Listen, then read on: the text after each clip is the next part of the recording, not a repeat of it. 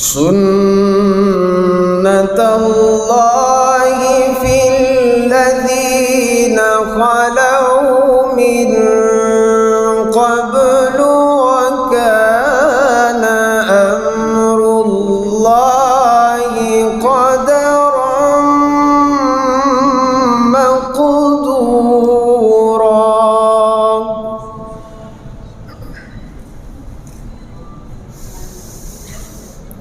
الذين يبلغون رسالات الله ويخشونه ولا يخشون أحدا إلا الله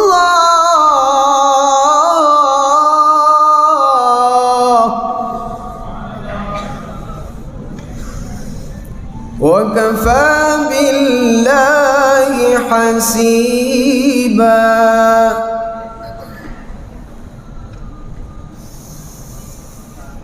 ما كان محمد أبا أحد من رجالكم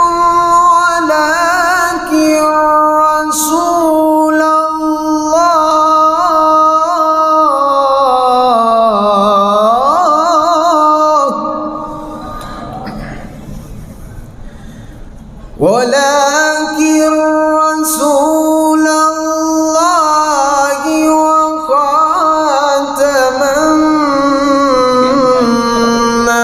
النبيين وكان الله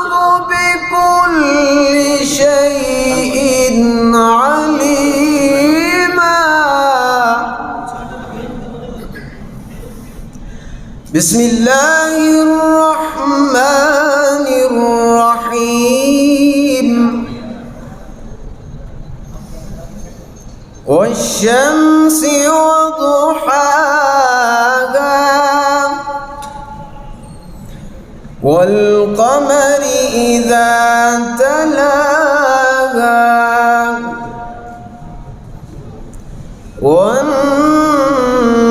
والنهار إذا جلاها والليل إذا يغشاها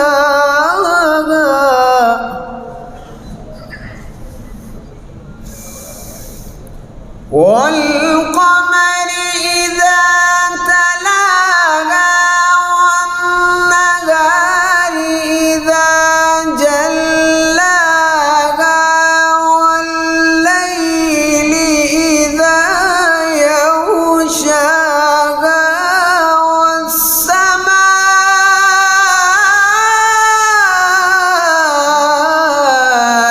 وما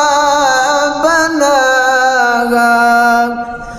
صدق الله العظيم.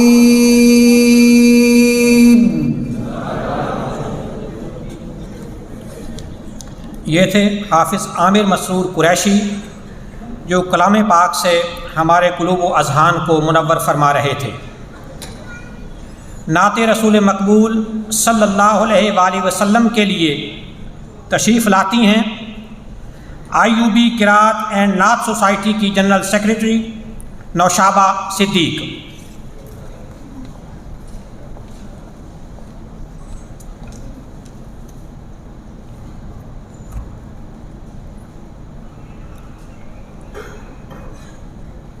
راہ بھی تو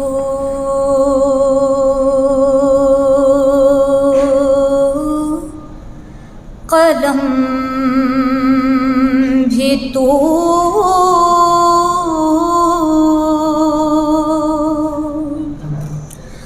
تیرا وجود الکتاب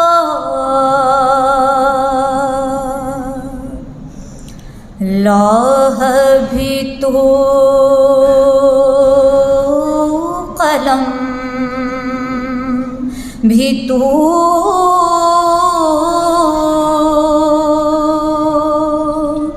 تیرا وجود ہر کتاب گنبد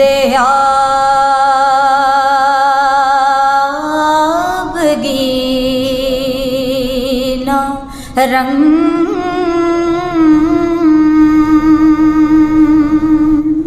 تیرے محیط میں ہوا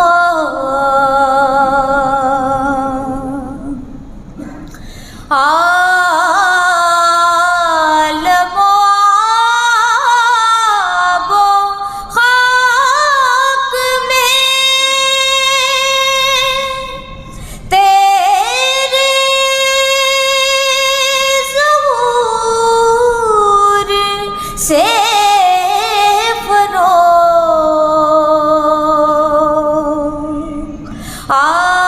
عالم و آب و خاک میں تیرے ظہور سے فروغ ذرائے ریگ کو دیا تو نے طلوع آفتاب شوق تیرا اگر نہ ہو میری نماز کا امام میرا قیام بھی حجاب میرا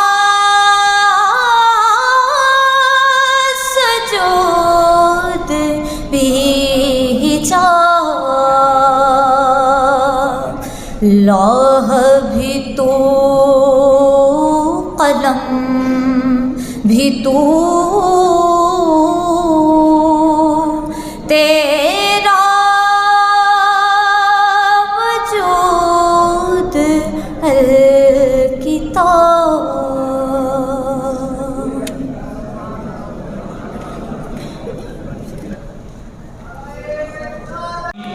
رسول اللہ صلی اللہ علیہ وآلہ وسلم کی بارگاہ میں ہدیہ عقیدت پیش کر رہی تھی۔ معزز خواتین و حضرات، اب میں سیرت چیئر کی ڈائریکٹر محترمہ ڈاکٹر سجیلہ کوثر صاحبہ سے گزارش کرتا ہوں کہ وہ تشریف لائیں اور خطبہ استقبالیہ پیش کریں۔ محترمہ ڈاکٹر سجیلہ کوثر صاحبہ۔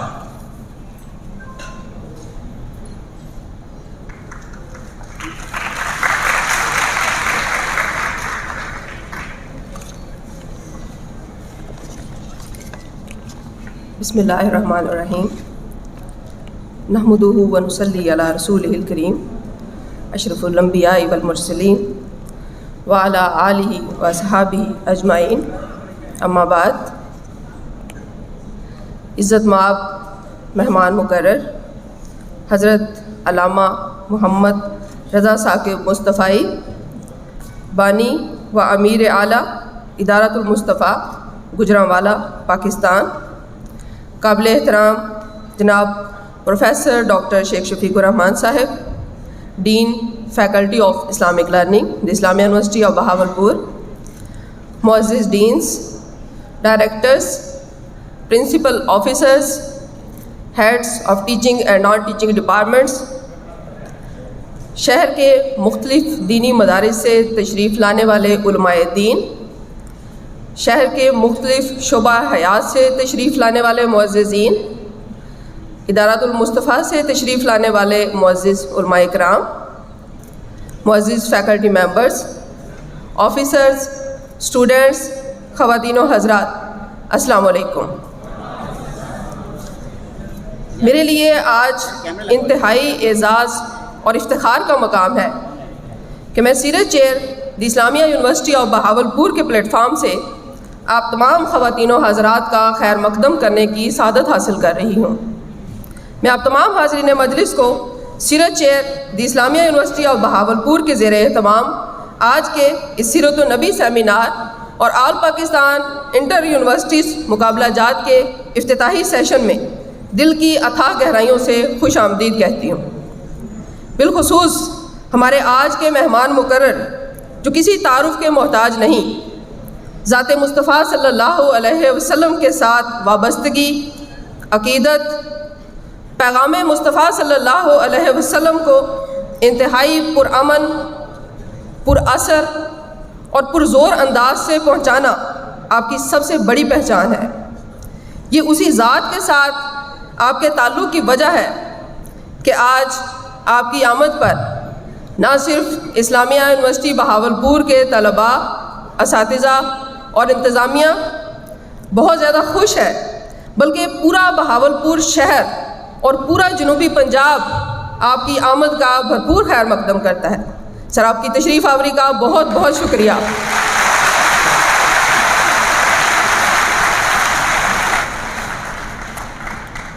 حضرین گرامی، رسول اللہ صلی اللہ علیہ وسلم کی ذات ہمارے دین کا محور ہے۔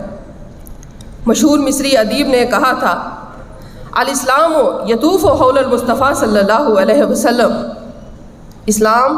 ذات مصطفیٰ صلی اللہ علیہ وسلم کے گردا گرد طواف کرتا ہے۔ اسی بات کو علامہ اقبال نے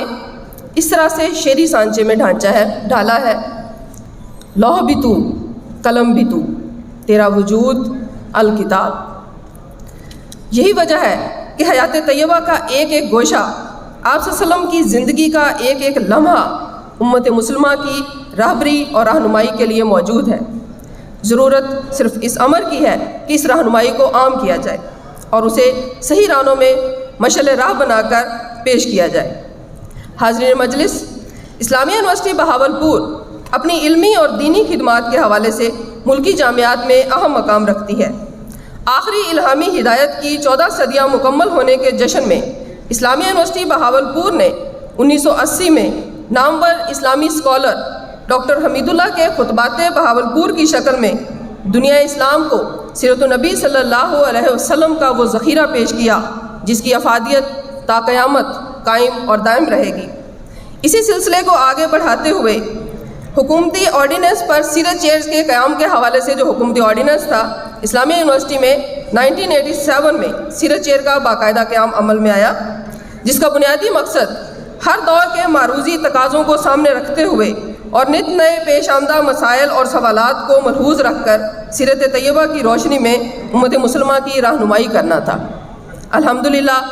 اس وقت یہ چیئر اپنی بھرپور سرگرمیوں کی وجہ سے نہ صرف ملکی سطح پر بلکہ عالمی سطح پر اپنی باقاعدہ پہچان رکھتی ہے۔ سیرت طیبہ کے انتہائی اہم موضوعات پر یہ چیئر اب تک 8 انٹرنیشنل، 2 نیشنل سیرت کانفرنسز منعقد کروا چکی ہے اور 1 انٹرنیشنل اور 1 نیشنل قرآن کانفرنس کا انعقاد کر چکی ہے۔ اس کے علاوہ بے شمار سیمینارز اور ایکسٹینسو لیکچر اس چیئر کے کریڈٹ پر ہیں۔ اس کے ساتھ ساتھ ربیع الاول اور رمضان المبارک کے مقدس مہینوں میں طلباء اور طالبات کے مابین مختلف قسم کے مقابلہ جات کی صورت میں تخلیقی سرگرمیوں کا انعقاد بھی جاری اور ساری رہتا ہے۔ اسی سلسلے کی ایک کڑی اس سال ربیع الاول کے بابرکت مہینے کی خصوصی تقریبات بعنوان ہفتہ شان رسالت مآب صلی اللہ علیہ وسلم ہے۔ اس سلسلے میں سیرت چیئر پہلی مرتبہ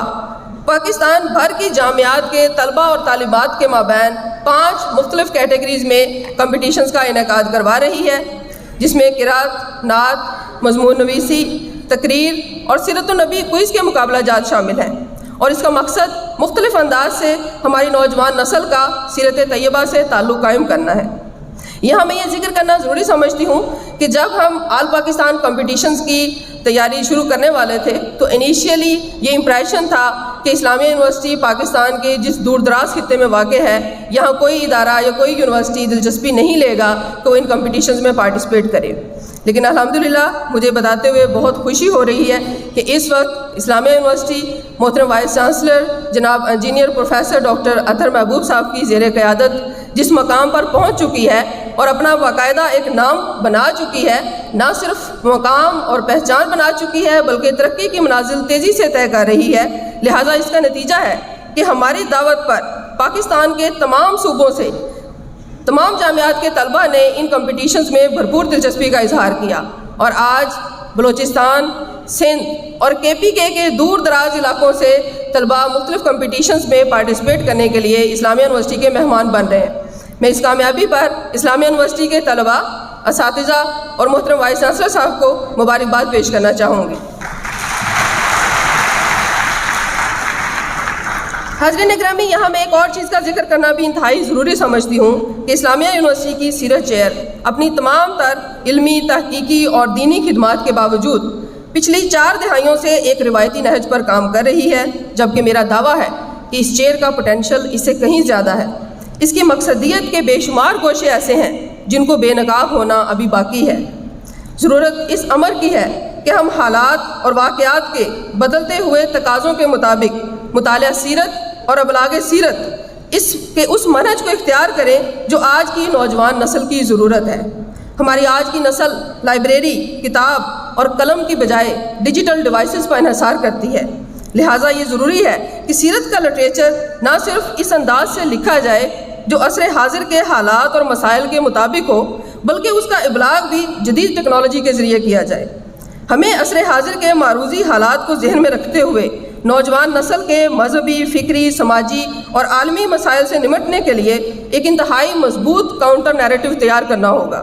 جس میں متعلقہ تمام اہل علم کو انٹلیکچوئل ڈسکورس میں شامل کر کے اس فریم ورک کے ذریعے نہ صرف اس کا حل تلاش کرنا ہوگا بلکہ حالات کی جدت کے مطابق جدید ایجوکیشنل ٹیکنالوجی کو بروئے کار لاتے ہوئے سیرت طیبہ کے اس نادر علمی ذخیرے کو ڈیجیٹلائز کرنا ہوگا۔ ہمیں اپنے موجودہ نظام، اپنے انداز، اپنے انفراسٹرکچر اور منہج کی تشکیل نو کی ضرورت ہے۔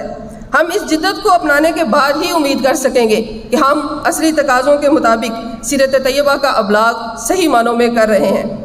تو حاضرین، مجھے یہ بتاتے ہوئے خوشی ہو رہی ہے کہ اسلامیہ یونیورسٹی بہاولپور میں اس وقت ایک ایسے وائس چانسلر موجود ہیں جنہوں نے اس یونیورسٹی کو تعلیم، تحقیق اور جدت کے میدانوں میں نہ صرف ملکی جامعات میں منوایا ہے بلکہ اس کو عالمی سطح کی 100 بہترین یونیورسٹیز کی لسٹ میں شامل کرنے کے لیے دن رات کوشش کر رہے ہیں۔ لہٰذا جب میں نے سیرت چیئر کی کاوشوں کو جدت سے ہم آہنگ کرنے کی درخواست کی تو محترم وائس چانسلر صاحب نے نہ صرف میری درخواست کو قبول فرمایا اور اس نظریے کی بھرپور پذیرائی بخشی بلکہ جدید سہولیات سے آراستہ اور تحقیق اور تدریس کی جدت کو اپنائے ہوئے سیرت چیئر کے ایک الگ بلاک کی منظوری عنایت فرمائی ہے۔ اس کار خیر پر میں محترم وائس چانسلر صاحب کی تہ دل سے ممنون ہوں اور ان کو بھرپور مبارکباد پیش کرتی ہوں۔ حاضرین اکرامی، ہم خاتم الانبیاء کی امت ہیں اور بہترین امت قرار دیے گئے ہیں۔ ہمارے کاندھوں پر جو عظیم تر ذمہ داری ڈالی گئی ہے وہ ہم جبھی نبھا سکیں گے جب ہم بحیثیت امت اپنا تشخص بہتر انداز میں دنیا کے سامنے پیش کریں گے۔ لہٰذا ضرورت ہے کہ ہم اپنے تمام شعبہ زندگی میں سیرت طیبہ سے رہنمائی لیتے ہوئے اپنے نظام اور زندگیوں کو اس کے مطابق ڈھالیں۔ ہم جبھی اس آخری الہامی ہدایت کی ان پائیدار بنیادوں کو دنیا کے سامنے منوا سکیں گے جو ہر شعبے میں سسٹینیبلٹی کا راگ الاپ رہی ہے۔ لہٰذا ہم نے کوشش کی ہے کہ اپنے سماج کی پسماندہ حال اور سسکتی انسانیت کے دکھوں کا مداوع کرنے کے لیے سیرت طیبہ کی رہنمائی ایسی شخصیت سے لیں جن کی ذات مصطفیٰ صلی اللہ علیہ وسلم سے بھرپور عقیدت اور وابستگی کے صلے میں اللہ تعالیٰ نے ان پر عنایت کی ہے کہ ان کی گفتگو اور تبلیغ کو قبول کرنے کے لیے دلوں کی زمین بہت زرخیز ہو جاتی ہے۔ میری مراد ہے محترم جناب علامہ محمد رضا ثاقب مصطفی صاحب۔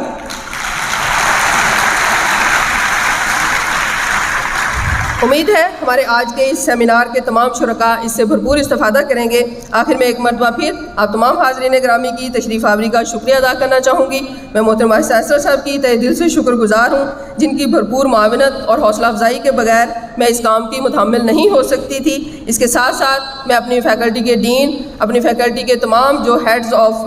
ڈپارٹمنٹس ہیں، اساتذہ، طلبہ، مختلف اسٹوڈنٹ سوسائٹیز جن میں IUB character building society, IUB قرأت الناس society, IUB literary society, IUB debating society, جن کا ان تمام ایکٹیویٹیز میں ہمیں بھرپور تعاون رہا، ان سب کی تہہ دل سے شکر گزار ہوں۔ اور میں یونیورسٹی کے دیگر تمام انتظامی شعبہ جات، DSA office, PRO office, transport office, guest house, treasurer office, estate care اور میڈیا کے افراد کی ممنون ہوں، جن کے بھرپور تعاون سے ہم ان تقریبات کے انعقاد کے قابل ہو سکے۔ اللہ تعالیٰ ہمیں سیرت طیبہ کا حقیقی پیروکار بننے کی توفیق عطا فرمائے۔ قوت عشق سے ہر پست کو بالا کر دے، قوت عشق سے ہر پست کو بالا کر دے، دہر میں اسم محمد سے اجالا کر دے۔ وآخر دعوانا ان الحمدللہ رب العالمین۔ السلام۔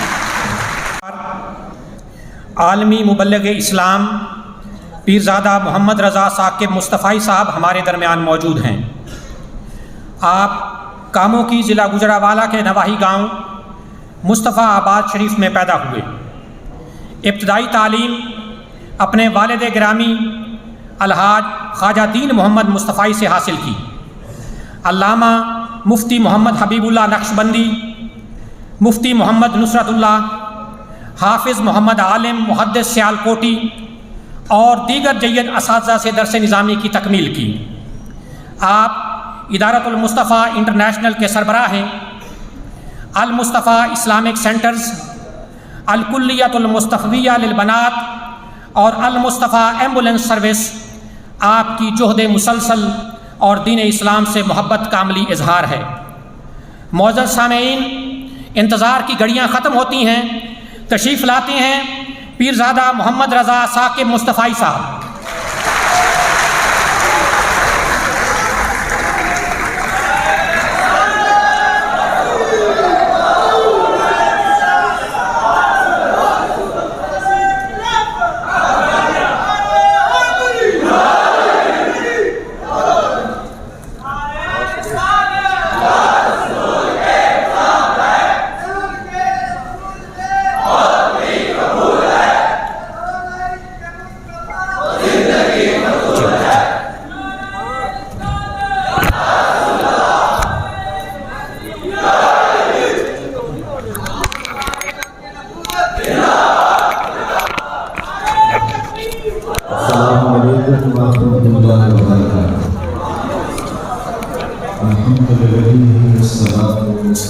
تھوڑا سا ٹائم دیں، ایکسکیوز می۔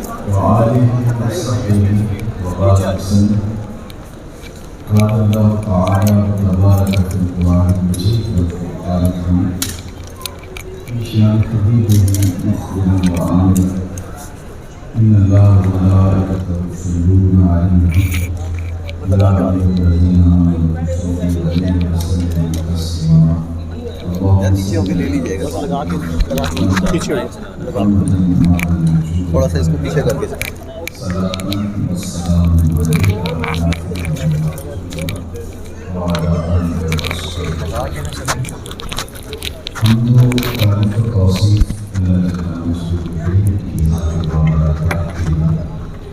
جو خالق کائنات بھی ہے اور مالک ششہات۔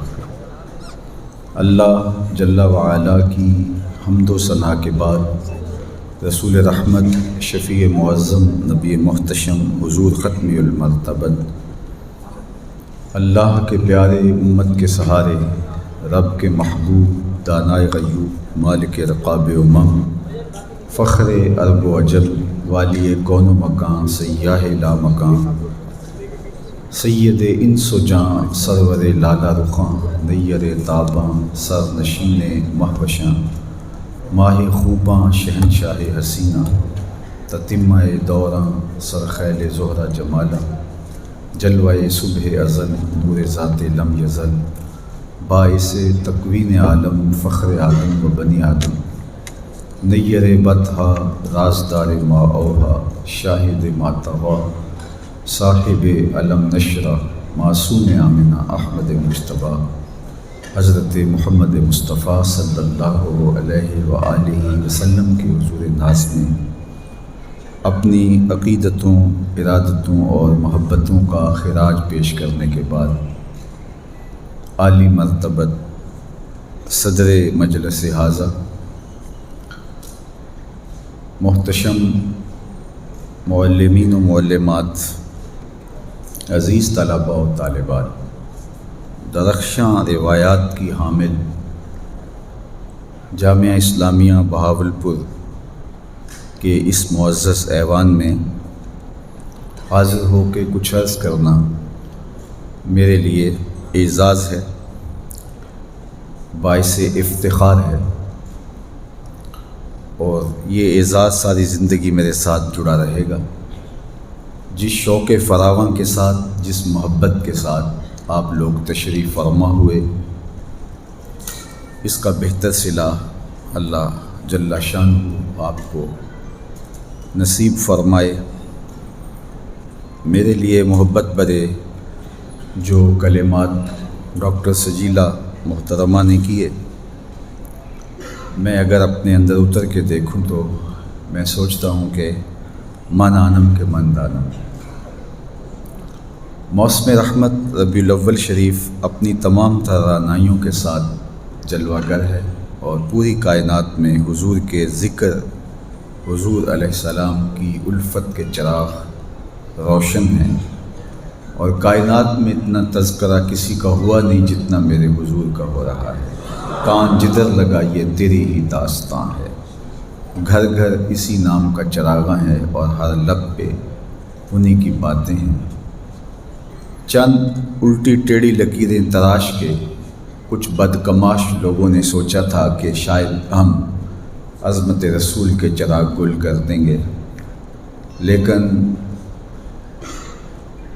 شرق تا غرب کائنات کا ایک ایک گوشہ حضور علیہ السلام کے ذکر کی خوشبو سے مہک رہا ہے، اور کائنات حضور کی یادوں سے منور ہے۔ اہل ایمان حضور کا ذکر کر کے اپنے قلب کی فرحت، ٹھنڈک اور تسکین کا سامان کرتے ہیں۔ ڈاکٹر انور مسعود صاحب نے ہیں تو وہ مزاحیہ شاعر، لیکن جب وہ نعت لکھنے پہ آئے تو قلم توڑ دیا۔ ان کا نام لبوں پر آئے، میٹھا میٹھا منہ ہو جائے، ان کے بول بہاروں جیسے اور اصحاب ستاروں جیسے، ان سا پیارا اور نہ کوئی، ان سے بچھڑ کے لکڑی روئی، جب وہ سیر کو جایا کرتے سر پہ بادل سایہ کرتے۔ تو آج سیرت النبی کے مبارک عنوان سے منعقدہ اس تقریب میں چند گزارشات آپ کے سامنے رکھنے کے بعد اجازت چاہ لوں گا۔ اللہ جل شانہ میری زبان پر کلمۃ الحق جاری فرمائے۔ یہ عنوان تو اپنے دامن میں بہت وسعتیں لیے ہوئے ہے، اور آقا کریم علیہ الصلاۃ والسلام کو اللہ نے جو جمال سیرت عطا کیا ہے، کائنات کے اندر آپ کو ایسا بلند معیار کہیں نہیں ملے گا جو حضور کا اسلوب حیات ہے۔ سیرت کے عنوان کو بیان کرنے کے لیے میں ام المومنین حضرت سیدہ عائشہ رضی اللہ تعالی عنہا کے ایک قول سے آغاز کرنا چاہوں گا۔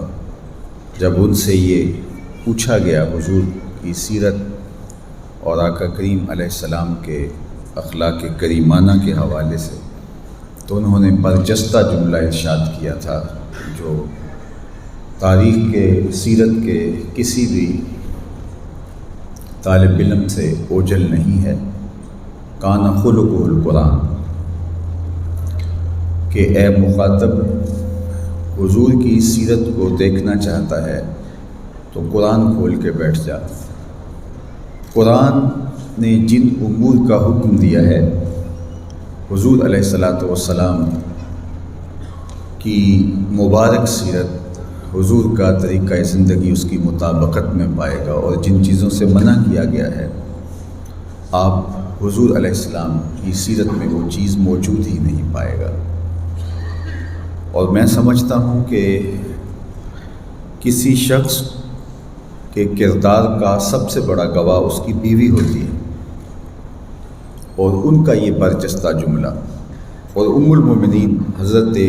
سیدہ خدیجہ الکبریٰ رضی اللہ تعالی عنہ کے وہ 6 کلمات جو حضور کی سیرت کے عنوان سے انہوں نے بیان فرمائے۔ جب پہلی وحی کا نزول قلب اطہر پہ ہوا تو قرآن تو وہ ہے کہ اگر یہ پہاڑوں پہ بھی نازل ہو جاتا تو وہ بھی ریزہ ریزہ ہو جاتے، اس کے بوجھ کو سہار نہ سکتے۔ یہ تو قلب مصطفیٰ کی طاقت ہے کہ اس بوجھ کو حضور کے قلب اطہر نے سہار لیا۔ لیکن جب پہلی وحی کا نزول ہوا تو ایک کیفیت تھی جو حضور پر طاری ہوئی اور سردی کا احساس تھا، تو گھر واپس آئے تو کہا یا خدیجہ زملونی، مجھے چادر اڑا دو، مجھے سردی لگ رہی ہے اور مجھے اپنی جان کا اندیشہ ہے۔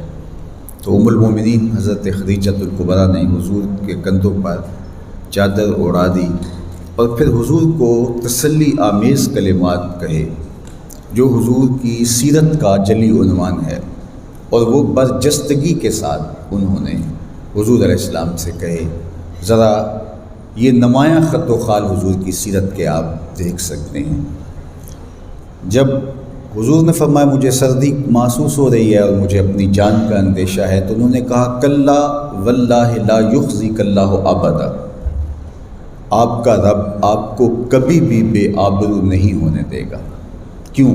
انک لتصل الرحم،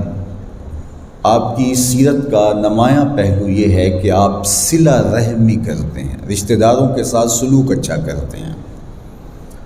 انسان کی معاشرتی زندگی یہاں سے پھیلنا شروع ہوتی ہے، خاندان کے بعد پھر اس کے رشتہ دار آتے ہیں، تو عمومی طور پہ رشتہ داروں کے کھردرے رویے انسانی طبع کے اندر رد عمل کے طور پہ سختی پیدا کر دیتے ہیں۔ تو یہ بندے کا سخت امتحان ہوتا ہے۔ اولاد کی سختیاں اور اولاد کی نافرمانیاں انسان برداشت کر لیتا ہے،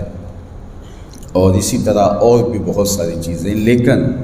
یہاں آ کر کے بندہ کہتا ہے کہ کوئی میرے ساتھ ایسا سلوک کرے ہی کیوں، اور کوئی 1 قدم پیچھے ہٹے گا تو میں 10 قدم پیچھے ہٹوں گا۔ اور یہاں حضور علیہ السلام کے جو اوصاف کو انہوں نے بیان کیا تو پہلا نمایاں وصف یہی بیان فرمایا، انک لتصل الرحم، آپ صلہ رحمی کرتے ہیں، رشتہ داروں کے ساتھ آپ کا سلوک اچھا ہے۔ بلکہ فرمایا کہ حضور علیہ السلام نے کہ جو یہ چاہے کہ اس کی عمر میں اضافہ ہو، رزق میں برکت ہو، وہ رشتہ داروں کے ساتھ سلوک اچھا کرے۔ رشتہ داروں کے ساتھ اچھا سلوک کرنا یہ کسی شخص کی سیرت کا وہ جوہر ہے جس سے اس کی شخصیت کھل کے سامنے آتی ہے۔ حضرت عقبہ بن عامر رضی اللہ تعالیٰ عنہ فرماتے ہیں حضور نے مجھے 3 نصیحتیں کی تھیں، سل من قطعک، واعط من حرمک، واعف عمن ظلمک۔ جو تجھ سے قطع تعلقی کرے تو اس سے تعلق جوڑ، جو تجھے محروم رکھے تو اس کی جھولیاں بھر دے، اور جو تیرے پہ زیادتی کرے تو اسے معاف کر دے۔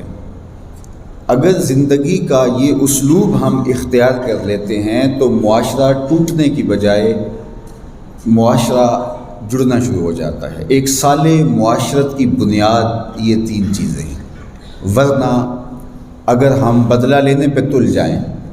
اور لوگوں کے رویے کے مطابق ہی ان کے ساتھ رد عمل پیش کریں تو پھر بھائی بھائی سے ٹوٹ جائے گا اور یہ معاشرہ ہی نہیں رہے گا۔ تو یہ وہ بنیادی حضور کی سیرت کی تعلیم ہے۔ عصر حاضر کے اندر آج ہم دیکھتے ہیں کہ رشتہ داریاں ٹوٹ گئی ہوئی ہیں، اور رشتہ دار کے ساتھ جس طرح کا سلوک کرتا ہے، ہمارے ہاں ایک لفظ چلتا ہے شریکہ برادری، شاید آپ کے علاقے میں بھی یہ لفظ موجود ہو، اور یہ رشتہ داروں کے لیے استعمال ہوتا ہے، اور وہ شریکہ برادری سے لوگ ڈر رہے ہوتے ہیں۔ بیٹی کی شادی کے موقع پہ بھی خوف زدہ ہوتے ہیں کہ اگر کھانا کم پڑ گیا تو سب سے زیادہ جو طوفان بدتمیزی کا اٹھائیں گے وہ یہ شریکہ برادری ہوگی۔ حالانکہ شریک شرکت سے ہے۔ حضرت سیدہ زینب سلام اللہ علیہا کے لیے ایک لفظ استعمال ہوتا ہے، اگر کربلا کی آپ تاریخ پڑھیں، شریکۃ الحسین، حضرت امام حسین رضی اللہ تعالی عنہ کی شریکہ۔ اسی طرح بیوی کے لیے شریکہ حیات کا لفظ استعمال ہوتا ہے۔ تو شریک یا شریکہ یہ تو شرکت کے معنی میں ہے، دکھ درد کے ساجی کو کہتے ہیں۔ ہمارے فقہاء نے لکھا اگر کسی سے قتل ہو جائے تو قتل عمد ہو تو لازمی طور پہ قصاص ہوگا، اور اگر دیت کی نوبت آئے تو وہ اس قابل نہ ہو کہ وہ دیت دے کے اپنی جان بچا سکے، تو پھر اتنی بڑی رقم کون ادا کرے گا؟ تو کہا کہ یہی شریکہ برادری، جس کو ہم شریکہ برادری کہتے ہیں، یہ پھر مدد کریں گے اس کی اور اس کی جان چھڑائیں گے۔ کیوں؟ اس لیے کہ یہ اس کے شریک ہیں۔ اور ہم نے شریکہ برادری کا مفہوم اور نکال لیا اور مفہوم عمل کر لیا، اور جس کا نتیجہ کیا ہوا کہ یہ ایک دشمنی کا روپ بن کے ہمارے سامنے آ گیا، جبکہ یہ دکھ درد کے ساتھی ہے۔ یہ تکلیف میں سب سے پہلے آپ کی ڈھالس بنانے والے یہی لوگ۔ تو اگر ہر بندہ یہ سوچ لے کہ میرے ساتھ جو رویہ کوئی اختیار کی ہوئی ہے میں بھی وہی رویہ اختیار کروں گا، تو پھر فاصلے بڑھتے چلے جائیں گے اور معاشرہ تشدد کا، افتراق کا شکار ہو جائے گا۔ میرے اولاد کے آقا و مولا کی سیرت کا جلیل عنوان بھی یہی ہے، اور حضور نے اپنے ماننے والوں کو ترغیب بھی یہی تھی، صرف من آتا آقا جو تجھ سے قطع تعلقی کرے تو اس سے محبت کا رشتہ جوڑ کے رکھ۔ یہ کیا بات ہوا کہ تو ایک قدم پیچھے ہٹے گا تو میں 10 قدم پیچھے ہٹوں گا، تو پھر 10 گنا زیادہ اس سے برا ہو گیا۔ میاں تو کہے کہ تو پیچھے ہٹنے کی کوشش کر رہے کہ میں تجھے ہٹنے نہیں دوں گا، ایک دن تجھے بھی جیت لوں گا محبت کے طور پر۔ تو یہ ہے حضور علیہ السلام کا اسلوب سیرت، اور آقا کریم کی سیرت سے وہ دور لے کر کے ہم اپنی زندگیوں کے اندر رشتہ داریوں کے ساتھ اچھا سلوک کر سکتے ہیں۔ مجھے آپ اگر پوچھیں کہ سب سے افضل صدقہ کون سا ہے، تو میں سیرت طیبہ کی روشنی میں آپ کو جواب دوں گا کہ سب سے افضل، اشرف اور اعلیٰ صدقہ وہ ہے جو ناراض ضرورت مند رشتے دار کو دیا جائے۔ جب وہ مجبور ہو جائے اور وہ آپ سے ہر وقت ٹکراؤ میں رہتا ہو اور کبھی کوئی موقع نہ جانے دیتا ہو ہاتھ سے آپ کو نقصان ہو جائے گا، اب اس کو ضرورت پڑ گئی ہے تو آپ کا نفس کبھی بھی نہیں چاہے گا کہ اس کی مدد کی جائے۔ آپ کا نفس کہے گا کہ اب تو سانپ کا ساتھ کون تلے آیا ہے تو اس کو کچل دے، جبکہ وہ مجبور ہے۔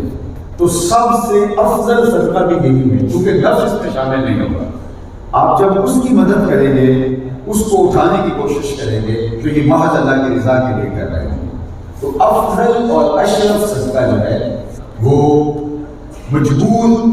دشمن رشتہ دار کو، جو رشتہ داری میں ہر وقت آپ کے مخالف چلتا ہے، اس کو صدقہ لینے میں فضیلت بتائی گئی ہے۔ اس کا نتیجہ کیا ہوگا؟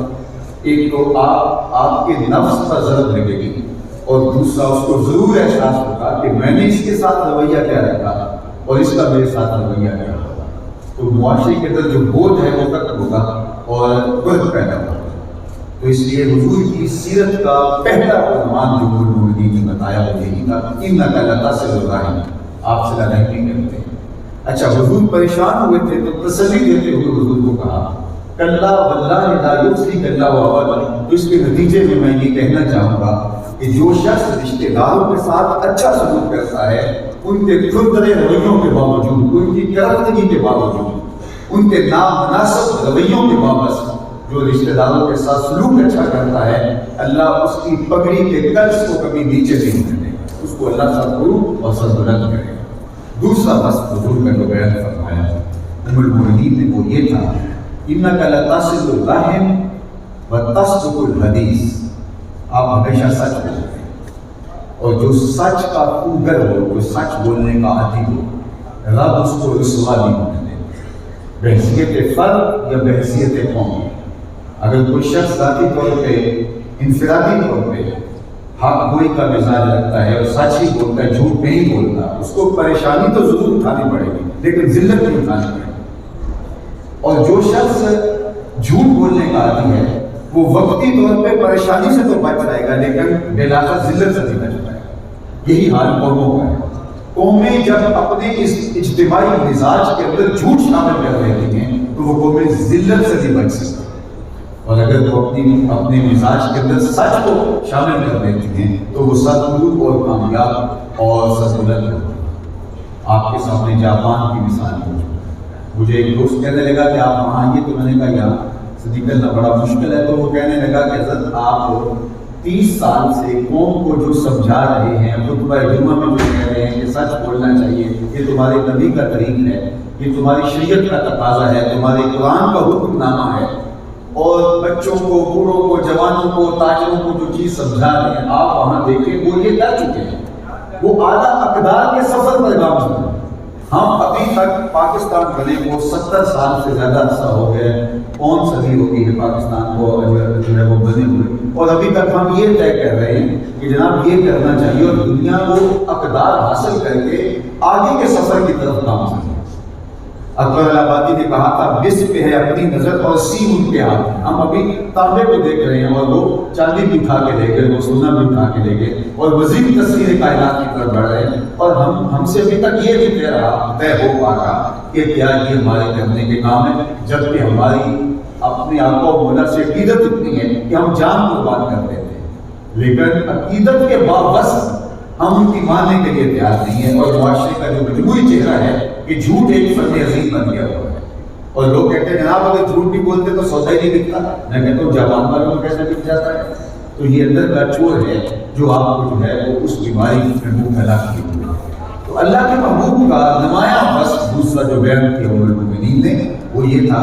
وَإِنَّكَ لَتَصْدُقُ الْحَدِيث، آپ ہمیشہ سچ بولتے، آپ نے کبھی جھوٹ نہیں بولا، ہمیشہ سچ کے ساتھ آپ کا مزاج ہے، اور آپ جانتے ہیں کہ اعلان نبوت حضور نے بات کیا ہے صادق اور امین حضور کو پہلے کہا جاتا ہے، بلکہ لوگ جب حضور کے قریب ہوئے تو اسی صداقت کی بنیاد پر جب کوہ صفا پہ لوگوں کو حضور نے جمع کیا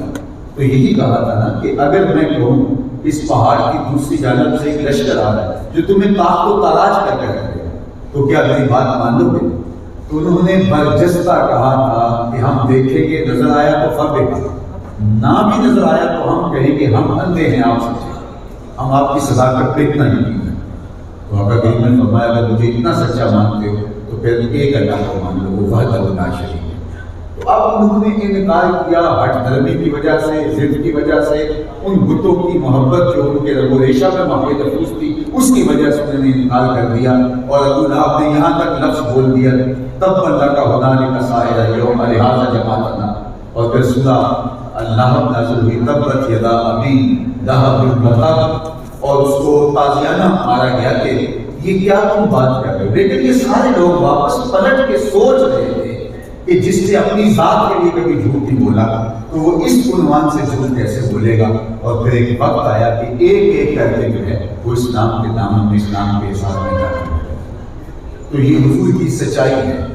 اللہ کے محبوب علیہ السلام سے مومن کے بارے میں پوچھا گیا کہ مومن بزدل ہو سکتا ہے؟ کہا نہیں، مومن بہادر ہوتا ہے، لیکن ہو سکتا ہے کبھی اس سے بزدلی بھی ہو جائے اگر بشر نہیں ہے۔ پھر پوچھا گیا کہ مومن بخیل ہو سکتا ہے؟ کہا نہیں، مومن سخی ہوتا ہے، لیکن ہو سکتا ہے کبھی اس سے بخل بھی ہو جائے۔ بلکہ ایک روایت میں فرمایا گیا کہ جو اولاد ہے وہ بخیلا اور وہ جبل، یہ تھوڑا تھوڑا بخیل بھی بنا دیتی ہے اور تھوڑا تھوڑا بزدل بھی بنا دیتی ہے۔ بندے کی اولاد نہیں ہوتی تو بڑی بہادری کے ساتھ آگے بڑھتا ہے، لیکن جب صاحب اولاد ہو جاتا ہے تو اس کو یہ سوچ آتی ہے کہ میرے بچے میرا انتظار کریں۔ شاہ خرچ ہوتا ہے اولاد کی ہوتی ہے، لیکن پھر وہ کہتا ہے میں نے سیونگ بھی کرنی ہے، میرے بچے بھی۔ تو کہا اولاد تھوڑا تھوڑا بندے کو بخیل بھی بنا دیتی ہے اور تھوڑا تھوڑا بزدل بھی بنا دیتی ہے، لیکن مومن ہوتا بہادر ہے لیکن کبھی وہ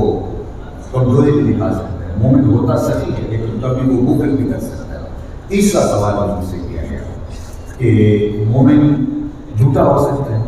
تو آقا کریم نے فرمایا جھوٹا نہیں ہو سکتا۔ یہ طے شدہ بات ہے کہ مومن جھوٹا نہیں ہو سکتا، بلکہ ایک دن حضور نے ارشاد فرمایا الا انبئکم باکبر الکبائر، میں تمہیں بڑے بڑے گناہوں کی خبر نہ دوں؟ تو صحابہ نے کہا حضور تم نے ارشاد فرمائی الاشراک باللہ، اللہ کے ساتھ کسی کو شریک ٹھہرانا۔ پھر فرمایا حقوق الوالدین، قتل النفس، والدین کی نافرمانی کرنا، کسی جان کو قتل کرنا، اور حضور ٹیک لگائے گئے۔ آقا کریم ٹیک چھوڑ دی اور آگے ہوئے اور فرمایا سن لو اور جھوٹ بولنا۔ تو جھوٹ بولنے کو اتنا برا اکبر القبائر ایک تو قرار دیا، اور پھر اس عمل کو بیان کرنے کی اہمیت اجاگر کرنے کے لیے حضور نے ایک چھوڑ کر کے آگے بڑھ گئے اور فرمایا کہ سن لو، جھوٹی گواہی دینا یا جھوٹ بولنا۔ تو ہماری شریعت نے جس قدر مذمت کی ہے جھوٹ بولنے پر، اور جس قدر اس کی نفی کی ہے، اور ہمیں سچ بولنے کی تلقین کی ہے، اور ہمارے آقا و مولا کی سیرت جس طرح اس حوالے سے واضح ہے، تو میں اور آپ اس سبق کیوں نہیں آتے جب ہم اس نبی کو مانتے ہیں، جب اس نبی پر ہمارا اذعان یقین اتنا پختہ ہے کہ اس نبی علیہ السلام کی محبت ہمارے رگ و ریشہ کے اندر واقع موجود ہے، تو پھر یہ کیسے ہو سکتا ہے کہ ہم اس سچے نبی کے جھوٹے ہوئے ہیں؟ ہمارا طرز عمل جھوٹ سے جتنا ہوا، بات بات پہ جھوٹ بول رہے ہیں۔ میں کل کہیں کہہ رہا تھا کہ جھوٹ بولنا جائز نہیں، لیکن 2-3 مواقع ہے جہاں جھوٹ بولنے کی اجازت دی گئی ہے۔ اس میں سے ایک موقع 2 آدمیوں کے درمیان صلح کروانے کے لیے آپ جھوٹ بول سکتے ہیں، تو فلاں یاد تیرے بارے کتنی اچھی آیت ہے۔ تو ہمارے دین نے جھوٹ بولنے کی اجازت نہیں، لیکن 2 آدمیوں کے درمیان صلح کروانے کے لیے آپ جھوٹ بول سکتے ہیں، لیکن ہم 2 آدمیوں کے اندر لڑائی کروانے کے لیے جھوٹ بول رہے ہیں، یعنی ہمارا رویہ اس سے الٹ دیکھیے۔ ہمارے دین نے جھوٹ بولنے کی اجازت دی سوائے اس سے کہ 2 آدمیوں کے درمیان صلح کروانے کے لیے آپ جھوٹ بول رہے ہیں، لیکن ہم 2 آدمیوں کے اندر لڑائی کروانے کے لیے جھوٹ بول رہے ہوتے ہیں، اور پھر معاشرے سے تو ام المؤمنین نے کہا کہ انک لتصل الرحم وتصدق الحدیث، آپ ہمیشہ سچ بولتے ہیں، اور سچ بولنے کا نتیجہ یہ ہے کہ آپ کا رب آپ کو کبھی بھی بے آبرو نہیں ملے گا۔ اللہ کے محبوب نے ارشاد فرمایا کہ جب کوئی شخص جھوٹ بولتا ہے تو اس کے منہ سے بدبو نکلتی ہے، جس کو عام لوگ کو نہیں سونگ پاتے، لیکن اللہ کے لطیف فرشتے اس کا احساس کرتے ہیں۔ پھر نتیجہ کیا ہوتا ہے کہ اللہ کے نورانی رحمت کے فرشتے 1 میل دور ہٹ جاتے ہیں، بندہ جھوٹ بولتا جاتا ہے اور رحمت کے فرشتے انسان سے دور ہٹ جاتے ہیں۔ اب ہم سمجھتے ہیں کہ گھر میں برکت نہیں ہے، الجھاؤ ہے، کاروبار میں برکت نہیں ہے، اور ہمارا خیال کیا ہوتا ہے کہ جناب کسی نے جادو کر دیا ہے، کسی نے کالا علم کر دیا ہے، کسی نے بندش کر دی ہے، کسی نے تعویذ ڈال دی ہے، اور پھر ہم بھاگتے ہیں باپوں کے پاس، اور اگر وہ کہتا ہے جناب اگر آپ 1 دن لے جاتے تو یہ تو تعویذ ایسے چلنے تھے پھر ساری زندگی آپ کو اٹھنا مانتے، پھر ہر اعتبار کو جا کے چوکی بھرنی پڑتی ہے، ایک رب کا در چھوڑا تو در کی گدائی آپ کو دوبارہ کرنی پڑتی۔ جبکہ نحوست کا سبب کیا ہے؟ اللہ کے محبوب نے واضح فرمایا فرشتے رحمت کے دور ہٹے ہوتے ہیں جب تم جھوٹ بولتے ہو۔ جس گھر میں باپ بیٹے سے جھوٹ بول رہا ہو، بیٹا باپ سے جھوٹ بول رہا ہو، بیوی شوہر سے جھوٹ بول رہی ہے، شوہر بیوی سے جھوٹ بول رہا ہے، جھوٹ ہی جھوٹ ہے، کتنا تعفن اور کتنی بدبو ہے، فرشتے وہاں رک نہیں سکتے رحمت کے، اور اس گھر میں کس طرح رحمتوں کا نزول ہوگا؟ اور ہم سمجھتے ہیں کہ جناب ہمارے گھر کے اندر کوئی اور مسئلہ ہے، میاں مسئلہ اندر سے تمہارے ہوتا ہے۔ اپنی زبان کو اگر قابو میں کر لو گے اور سچائی کو معیار زندگی بنا لو گے تو زندگی دونوں کی خط روشنی سے مانا جائے گا۔ تو فرمایا کہ دوسرا وصف آپ کا یہ ہے کہ آپ ہمیشہ سچ بولیں۔ تیسرا وصف ام المؤمنین نے حضور کا یہ بیان فرمایا کہ وَتَحْمِلُ الْكَلَّ، اور چوتھا وَتَقْسِبُ الْمَعْدُومَ، یہ دونوں جڑی ہوئی چیزیں جن کا کوئی بوجھ اٹھانے والا نہیں، آپ اس کا بوجھ اٹھاتے ہیں۔ یہ برجستہ حضور کا وصف بیان ہوتا ہے، یہ حضور کی سیرت کے جلی عنوان، آپ جس کا کوئی بوجھ اٹھانے والا نہیں اس کا بوجھ آپ اٹھاتے ہیں۔ اپنے لیے جینا یہ کوئی کمال نہیں ہے، اوروں کے لیے جینا اصل زندگی یہ ہے۔ زندگی کا حقیقی نور اور زندگی کی لذت نصیب تب ہوتی ہیں جب آپ اوروں کے لیے جینا شروع کرتے ہیں۔ اس کائنات کے اندر آپ اگر نظر اٹھا کر کے دیکھیں تو دوسروں کے لیے زندگیاں اور دوسروں کے لیے سب کچھ دان کیا جا رہا ہے۔ درخت اپنا پھل کبھی خود نہیں کھاتے، اوروں کو دان کرتے۔ درخت اپنی چھاؤں میں کبھی خود نہیں بیٹھتا، وہ خود دھوپ میں جھلستا ہے اور اوروں کو چھاؤں فراہم کرتا ہے۔ اس پوری کائنات جانور دودھ دیتے تو خود نہیں پیتے۔ اس کائنات کے اندر اسلوب حیات کی اگر ہم اختیار کرتے ہیں کہ ہم اوروں کے لیے جینا شروع کرتے ہیں تو زندگی سوکھی ہو جاتی ہے، لیکن ہم اوروں کی تذلیل کے لیے جی رہے ہوتے ہیں، اوروں سے اپنے آپ کو نمایاں کرنے کے لیے جی رہے ہوتے ہیں، اوروں کی تکلیف سے تلذذ حاصل کر رہے ہوتے ہیں، جبکہ اوروں کی تکلیف کو ہم جب اپنی تکلیف بنا لیتے ہیں تو ہماری اپنی تکلیفیں مٹ جاتی ہیں، اور ان کی تکلیفوں کو بانٹنے سے ہمارے لیے راحتوں کے اور برکتوں کے راستے ہوتے ہیں۔ میرے اور آپ کے آقا و مولا کی زندگی کے اسلوب کو بیان کرتے ہوئے ام المؤمنین نے کہا وَتَحْمِلُ الْكَلَّ، جس کا کوئی بوجھ اٹھانے والا نہیں ہے اس کا بوجھ آپ اٹھاتے ہیں، وَتَقْسِبُ الْمَعْدُومَ، اور جس کا کوئی کمائی کرنے والا نہیں ہے، غریب ہے، کثیر العیال ہے، بیوہ ہے، اراملہ ہے، یتامہ ہیں، مساکین ہیں، جن کا کوئی کمانے والا نہیں، آپ ان کے لیے کاروبار کرتے ہیں، آپ ان کے لیے کمائی کرتے ہیں، ان کی ضرورتوں کو پورا کرتے ہیں۔ علماء نے اس بات پر بڑی تفصیل سے لکھا کہ جو ہم رزق حلال کماتے ہیں، رزق حلال کمانے کے لیے 3 نیتوں کا اگر استحضار ہو تو وہ رزق حلال کمانا عین دین بن جاتا ہے۔ التاجر الصدوق مع النبیین، سچا تاجر کل قیامت کے دن پیغمبروں کے ساتھ اٹھایا جائے گا۔ القاسب و حبیب اللہ، جو کسب کر کے کمائی کرتا ہے وہ اللہ کا محبوب چلاتا ہے، کتنا بڑا ہے۔ اور یہ آپ 3 نیتوں کا استحضار، سب سے پہلے نیت جس کا استحضار ہونا چاہیے اور ہمیں وہ ملحوظ ہونی چاہیے، وہ یہ کہ ہم اپنے آپ کو سوال کی ذلت سے بچانے کے لیے کمائی کریں۔ جب بھی آپ رزق کماتے ہیں، تجارت کرتے ہیں، کاروبار کرتے ہیں، ملازمت کرتے ہیں، مزدوری کرتے ہیں، اس کا پہلا مقصد اور پہلی نیت جو ہمارے وہم و خیال کے اندر جڑی ہوئی چاہیے وہ یہ کہ ہم اپنے آپ کو سوال کی ذلت سے بچانا ہے۔ اس لیے کہ اگر ہم خود نہیں کمائیں گے تو اپنی ضروریات کو پورا کرنے کے لیے کسی کے آگے ہاتھ پھیلانا پڑے گا، تو اس لیے رزق کمایا جاتا ہے کہ اپنی ضروریات کی تکمیل جو ہمارے ساتھ جڑی ہوئی ہے۔ 3 وقت کھانا ہمیں چاہیے ہی چاہیے، سائے ڈھانپنے کے لیے، جسم ڈھانپنے کے لیے لباس چاہیے ہی چاہیے، سائے ڈھانپنے کے لیے چھت چاہیے چاہیے۔ تو ایک تو ہماری جو پہلی نیت جو ہمارے ساتھ ہوئی، دوسری نیت جس کا استحضار ہوتی ہے وہ یہ کہ جو میرے زیر کفالت لوگ ہیں، بچی ہیں، بیوی ہے، اگر بہن بھائی زیر کفالت ہیں یا بوڑھے ماں باپ ہیں تو ان کی ضرورت بھی میرے پہ موقوف ہے، تو میں ان کی ضرورت کو پورا کرنے کے لیے رزق کمانا، یہ دوسری نیت ہے جس کا استحضار لازم ہے۔ اور تیسری نیت جس کا استحضار لازم ہے وہ یہ علماء نے لکھی کہ اللہ مجھے میری اور میرے زیر کفالت لوگوں کی ضرورت سے اگر زیادہ عطا کرے تو میں معاشرے کے ان لوگوں کی مدد کروں گا جو کسی وجہ سے کمانے کی اہلیت نہیں رکھتے، اپاہج ہیں، کثیر العیال ہیں، غریب ہیں، مسکین ہیں، یتیم ہیں، میں ان کے لیے کروں گا۔ ان 3 نیتوں کے ساتھ رزق حلال کمایا گیا تو وہ عین دین ہے، وہ تمہاری دنیا نہیں ہے، وہ تمہارا دین ہے۔ تمہارا کاروبار کے لیے جو ٹینشن، پریشانیاں، جو مشکلیں آتی ہیں وہ مشکلیں بھی تصدیق اور تحقیق کے طور پہ جو ہے اس کے ثواب کے طور پہ ہوئی ہیں، اور سچا تاجر پیغمبروں کے ساتھ قیامت بھی ہوئی۔ لیکن اگر نیت لوگوں میں نمایاں ہونا ہے، عیش و عشرت تو خیر بہت ہی بری چیز ہے، صرف اپنے وہ شریکہ برادری کا ذکر چل رہا تھا، اس میں نمایاں ہو کے ان پہ تفاخر کرنا ہے، رزق بھی حلال ہے، یہ ضروری ہے، تو پھر وہ رزق جو ہے وہ وبال کا سبب بننا شروع ہوتا ہے۔ تو ان 3 نیتوں کے استحضار کے ساتھ رزق کمانا، تو اوروں کے لیے جینا یہ زندگی کا کام ہے۔ اور میرے اور آپ کے آقا و مولا کا جب سیدہ خدیجہ الکبریٰ کے ساتھ نکاح ہوتا ہے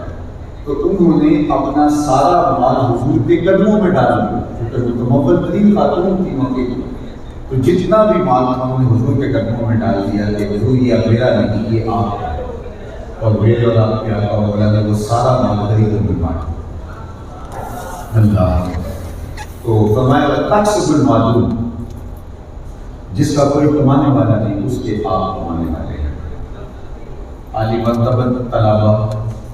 زندگی کی گزرگاہوں سے اس وقت جس طرح آپ گزر رہے ہیں مستقبل کے منصوبہ جات اپنے ذہن کے اندر سجا رہے ہیں، منصوبہ بندی کر رہے ہیں۔ کبھی بھی اپنی سوچ میں یہ چیز نہ آنے دینا کہ ہم خود غرضی کی زندگی گزاریں، اوروں کے لیے زندگی گزارنے کی منصوبہ بندی کیجیے۔ تمہاری ذمہ داری تمہارا رب اپنے ذمہ کر رہے ہیں، اپنی رحمتیں تمہارے ساتھ جوڑ دو اور پھر مشکل نہیں ہوگی، لیکن خود غرضی کی زندگی سوائے نیتوں کے اور تکلیفوں کو روچ اور پھر سب سے بڑی بات یہ جو مومنین نے کہی کہ آپ یہ کام کرتے ہیں اس لیے آپ کا رب آپ کو کبھی بھی بے آبرو نہیں ہے۔ چھٹی چیز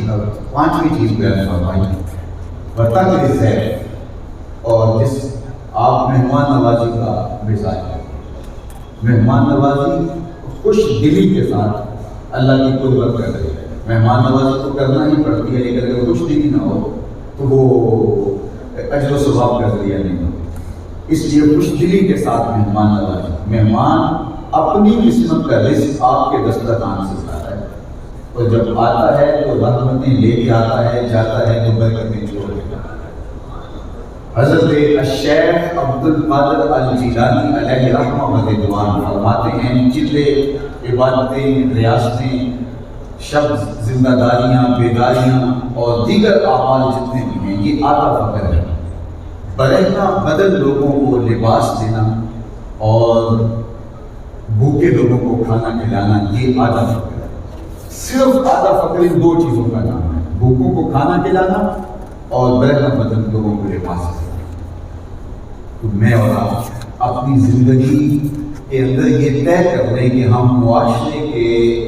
مجبور اور لاچار لوگوں کی مدد اور نصرت کے لیے ساری زندگی کھڑا رہیں گے اور ساری زندگی اس پر گزاریں گے۔ تو یہ فقیری ہے، خدمت خلق کا نام فقیری۔ تسبیح، سجادہ، مصلی یہ بھی تو ہماری زندگی کے ساتھ جڑی ہوئی چیزیں ہیں، لیکن ہمارے دین نے ہمیں لوگوں کے لیے جینے کی ترغیب کی، اور اس کے اندر لوگوں کے لیے کمانا، لوگوں کا بوجھ اٹھانا، اور پھر جو لوگ ہوں ان کی مہمان نوازی کے اندر اپنے آپ کو مستعد اور فعال رکھنا۔ بابا بھٹے شاہ نے تو کہا تھا کہ کھڑک کے دکڑ بجے تتا ہوئے چولہا، آن فقیر کھا کھا جاؤں راضی ہو گئے۔ وہ کہتے ہیں کہ فقیر کو یہ اچھا لگتا ہے کہ اس کے دسترخوان پر لوگ آتے رہیں، بیٹھتے رہیں اور ہم و دھن کی تسکین کا سامان کرتے رہیں۔ پانچواں وصف حضور علیہ السلام قوم مومنین نے چھٹا وصف بیان فرمایا کہ وَتُعِینُوا عَلَىٰ نَوَائِبِ الْحَقِّ، آپ کا یہ نمایاں وصف ہے کہ حق کے راستے پر جو لوگ کھڑے ہوں آپ ان کی مدد کے لیے ان کے ساتھ کھڑے ہوتے ہیں۔ عمومی طور پہ ہمارا رویہ ہوتا ہے، ہم کہتے ہیں کہ ہمیں کیا لگے جب سب لوگ یہ طے کرتے ہیں کہ ہم حق اور سچائی کے ساتھ کھڑے نہیں ہوں گے، اور حق اور سچائی کے ساتھ کھڑے ہونے والے لوگ اپنے آپ کو تنہا محسوس کریں گے، تو پھر صالح معاشرتیں تشکیل نہیں پاتی، ظلم اور جبر کا خاتمہ نہیں ہوتا۔ تو حضور کی سیرت کا نمایاں پہلو ام المومنین نے چھٹا یہ بیان فرمایا وَتُعِینُوا عَلَىٰ نَوَائِبِ الْحَقِّ، راہ حق کے اندر جو لوگ مشکل میں پھنس جاتے ہیں، تکلیف میں مبتلا ہوتے ہیں، آپ ان کے ساتھ جاتے ہیں۔ یہ ہے حضور کی سیرت کے وہ نمایاں پہلو۔ اور اگر میں اور آپ اپنے آقا و مولا کی سیرت کے ان پہلوؤں کو اپنی روحوں میں، اپنے قلوب میں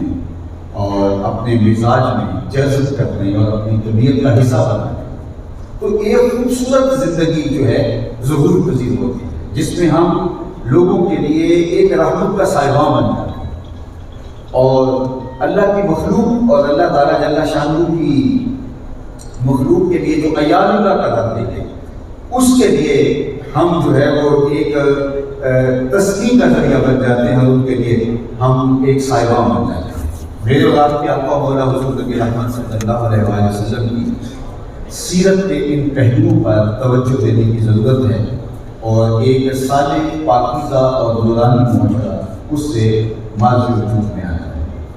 اچھا، یہ تو حضور علیہ السلام کی سیرت کے وہ عنوان تھے جو ام المومنین حضرت سیدہ خدیجہ الکبریٰ نے بیان فرمایا۔ اب حضرت عائشہ رضی اللہ تعالیٰ عنہ سے حضور کی سیرت کا ایک اور پہلو دیکھیے جو بنیادی اکائی ہے ہماری گھریلو زندگی کی، بلکہ خود ارشاد فرمایا خیرکم لأہلہ وأنا خیرکم لأہلی، تم میں سے بہتر وہ ہے جو اپنے اہل خانہ کے ساتھ رہتا ہے، اور میں تم میں سب سے زیادہ اپنے اہل خانہ کے ساتھ رہتا ہوں۔ ہم نے یہ بھی دیکھا ہے لوگوں سے تو ہنس کی بات کر رہے ہوتے ہیں، لیکن گھر میں آ کے رویے تک ہوتا ہے۔ گاہک کے ساتھ تو ڈیلنگ بہت اچھی ہوتی ہے، لیکن گھر میں آ کے رویے اس طرح کے نہیں ہوتے۔ دوستوں کے ساتھ تو گپ شپ اچھے انداز سے لگا لیتے ہیں، لیکن گھر کی زندگی ان کی جو ہے وہ کھل رہی ہوتی ہے۔ لیکن میرے حضور نے جو سیرت کا ہمارے سامنے عنوان رکھا کہ اس کو کیسے پہچانیں کہ اس کا اندر کیسا ہے، اس کی سیرت جو ہے اس کی روح تک اتری ہوئی ہے کہ نہیں، یا اوپر سے یہ مکر و فریب کر رہا ہے. یہ کاروباری مجبوری ہو سکتی ہے کہ گاہک سے ہنس کے بولنا. تو آقا کریم علیہ الصلوۃ والسلام نے فرمایا خیرکم خیرکم لأہلہ وانا خیرکم لأہلہ، خیرکم لأہلہ وانا خیرکم لأہلہ. اب اس کا ایک جو ہے وہ عملی رنگ دیکھیے. ام المومنین سیدہ عائشہ رضی اللہ عنہا فرماتی کہ حضور گھر تشریف لائے اور میں آپ کھولے میں پانی دے رہی تھی، تو حضور نے مجھے دیکھا اور مجھ سے کہا عائشہ ذرا تھوڑا سا پانی میرے لیے چھوڑ دو. تو میں نے پانی چھوڑ دیا تو حضور نے میرے ہاتھ سے وہ آپ کھلا لیا، تو اس میں سے پانی پینے لگے. تو پھر پیالہ نیچے کر دیا اور مجھ سے مخاطبت کرتے ہوئے فرمایا عائشہ ذرا بتانا تم نے ہونٹ کہاں لگائے؟ میں وہاں ہونٹ تک کے پانی پینا چاہتا ہوں. یہ ہے حضور کی سیرت کا وہ رنگ. یہ میں کہتا ہوں کہ آج ہی اس پہ روح بعمل ہو کے دیکھیں، گھر کا نقشہ بن جائے، گھر جنت کا ٹکڑا بن جائے. بیوی کے ساتھ یہ رویہ، بلکہ میرے حضور کا جو طریقے حیات ہے صرف بیوی کے ساتھ یہ رویہ نہیں ہے، وہاں تو ایک محبت اور لطافت کا رشتہ بھی ہوتا ہے. آئیے حضور کی سیرت کا ایک عنوان اسی حوالے سے ہم دیکھتے ہیں. حضرت سیدنا ابو ہریرہ رضی اللہ تعالیٰ عنہ فرماتے ہیں کہ ایک دن حالت یہ تھی کہ بھوک سے کمر سیدھی نہیں ہوئی. یہ صفحہ کے چبوترے پہ بیٹھ کے بلا تعین اوقات حضور سے دین سیکھنے والے تھے. تو کہتے ہیں کہ میں مسجد نبوی کے ایک ایسے کونے پہ آ کے بیٹھ گیا جہاں سے لوگوں کا مسجد ہوتا تھا. میرا خیال یہ تھا کہ کسی کے آگے دستے سوال تلاش کروں اور کسی کو اپنی ضرورت پیش کروں. حالانکہ حالت مخمصہ کے اندر سوال کی گنجائش بھی نکلتی ہے، لیکن میں نے کہا کہ نہیں، میں ایک جانب بیٹھ گیا اور جو بھی آتا میں اس سے کوئی مسئلہ شرعی پوچھتا. اور میرا مطلب یہ تھا کہ وہ اس دوران مجھ سے مخاطب ہوگا تو مخاطبت کے دوران وہ میرے مسئلے کو سمجھ جائے گا. لیکن جو بھی آتا مسئلہ بتاتا، بات کرتا، گزر جاتا. ہستی پلکوں کے نیچے غم میں بنتے ہیں مگر کون دیکھتا ہے اتنی گہرائی میں. تو کہا کہ حضرت عمر رضی اللہ تعالیٰ عنہ آئے، میں نے ان سے ایک مسئلہ شرعی پوچھا، انہوں نے مسئلہ بتایا اور آگے بڑھ گئے. پھر حضرت ابو بکر رضی اللہ تعالیٰ عنہ آئے، ان سے بھی میں نے قرآن مجید کی کسی آیت کے بارے میں سوال کیا تو انہوں نے بھی جواب دیا اور شاید میری طرف ان کا اتفاق نہ ہوا جو میرا مسئلہ تھا وہ گزر گئے. کہتے میں بڑا پریشان بیٹھا تھا کہ ایک جانب سے روشنی ٹوٹی اور دلوں پر وہ نگاہ کا مرشد مدینہ آ گیا حضور جل وعلا. تو میں نے حضور سے بھی کوئی مسئلہ شرعی پوچھا تو آقا کریم نے میری جانب دیکھا اور پھر مسکرائے اور فرمایا ابو ہریرہ بھوک لگی ہوئی؟ میں نے کہا کہ حضور مجھے بھوک لگی ہے. فرمایا میرے ساتھ آ جاؤ. پھر وہ واقعہ آپ نے علماء سے سنا ہے کہ گھر والوں سے کہا کہ کوئی دودھ کا پیالہ، کوئی کھانے کی چیز ہو تو انہوں نے کہا یہ دودھ کہیں سے آیا ہے، تو وہ پیالے میں دودھ پیش کیا گیا. تو حضرت ابو ہریرہ فرماتے میری جان میں جان آ گئی. تو فرمایا ابو ہریرہ میں نے کہا جی حضور کہا جو صفحہ کے چبوترے پہ بیٹھے تھے ان کو بھی بلا رہا. تو وہ 70 لوگ تھے اور دودھ کا ایک پیالہ. تو خیر حکم تھا میں بلا لایا، لیکن میرے دل میں یہ وسوسہ تھا کہ آپ کو ایک ایک قطرہ بھی نہیں آئے گا. لیکن حضور نے میرے ہاتھ میں دودھ کا پیالہ دیا، کہا دائیں سے شروع ہو جاؤ. اب پہلا شخص جب دودھ پینے لگا تو میری نظر پیالے پہ دیکھی. میں نے دیکھا کہ ایک قطرہ بھی کم نہیں ہوا اور وہ خود سے لا. پھر دوسرے کو دیا، تیسرے کو دیا، 70 آدمی دودھ پی گئے اور دودھ کا پیالہ بھرے کا بھرا. حضور نے مجھ سے ارشاد فرمایا ابو ہریرہ کون بات ہے؟ میں نے کہا حضور ایک میں بات کی کہا. تو فرمایا تم پیو. میں نے پیا. کہا اور پیو. میں نے اور پیا. پھر کہا اور پیو. میں نے کہا مجھے قسم ذات کی جس نے آپ کو حق کے ساتھ محفوظ کیا، میرے بے قطرے کی گنجائش بھی نہیں ہے. تو حضور نے میرے ہاتھ سے پیالہ لیتے ہوئے وہ دودھ نوشے جان کیا اور فرمایا کہ ساتھ کے قوم میں آخر شربا، جو قوم کا ساتھی ہوتا ہے وہ پینے میں آخر ہی ہوتا ہے. تو دودھ کا ایک پیالہ 72 لوگوں کے لیے کافی ہو گیا. تو اس کا جو سیرت کا پہلو ہے اس پر میں آپ کی توجہ دلانا چاہتا ہوں، وہ یہ کہ دودھ کا ایک پیالہ ہے اور 72 آدمیوں کو کافی ہو گیا. لیکن سیرت کے اس عنوان کو کبھی فراموش نہ ہونے دینا کہ 2 جہاں کا سردار ہے اور 78 آدمیوں کا جھوٹا پیالہ.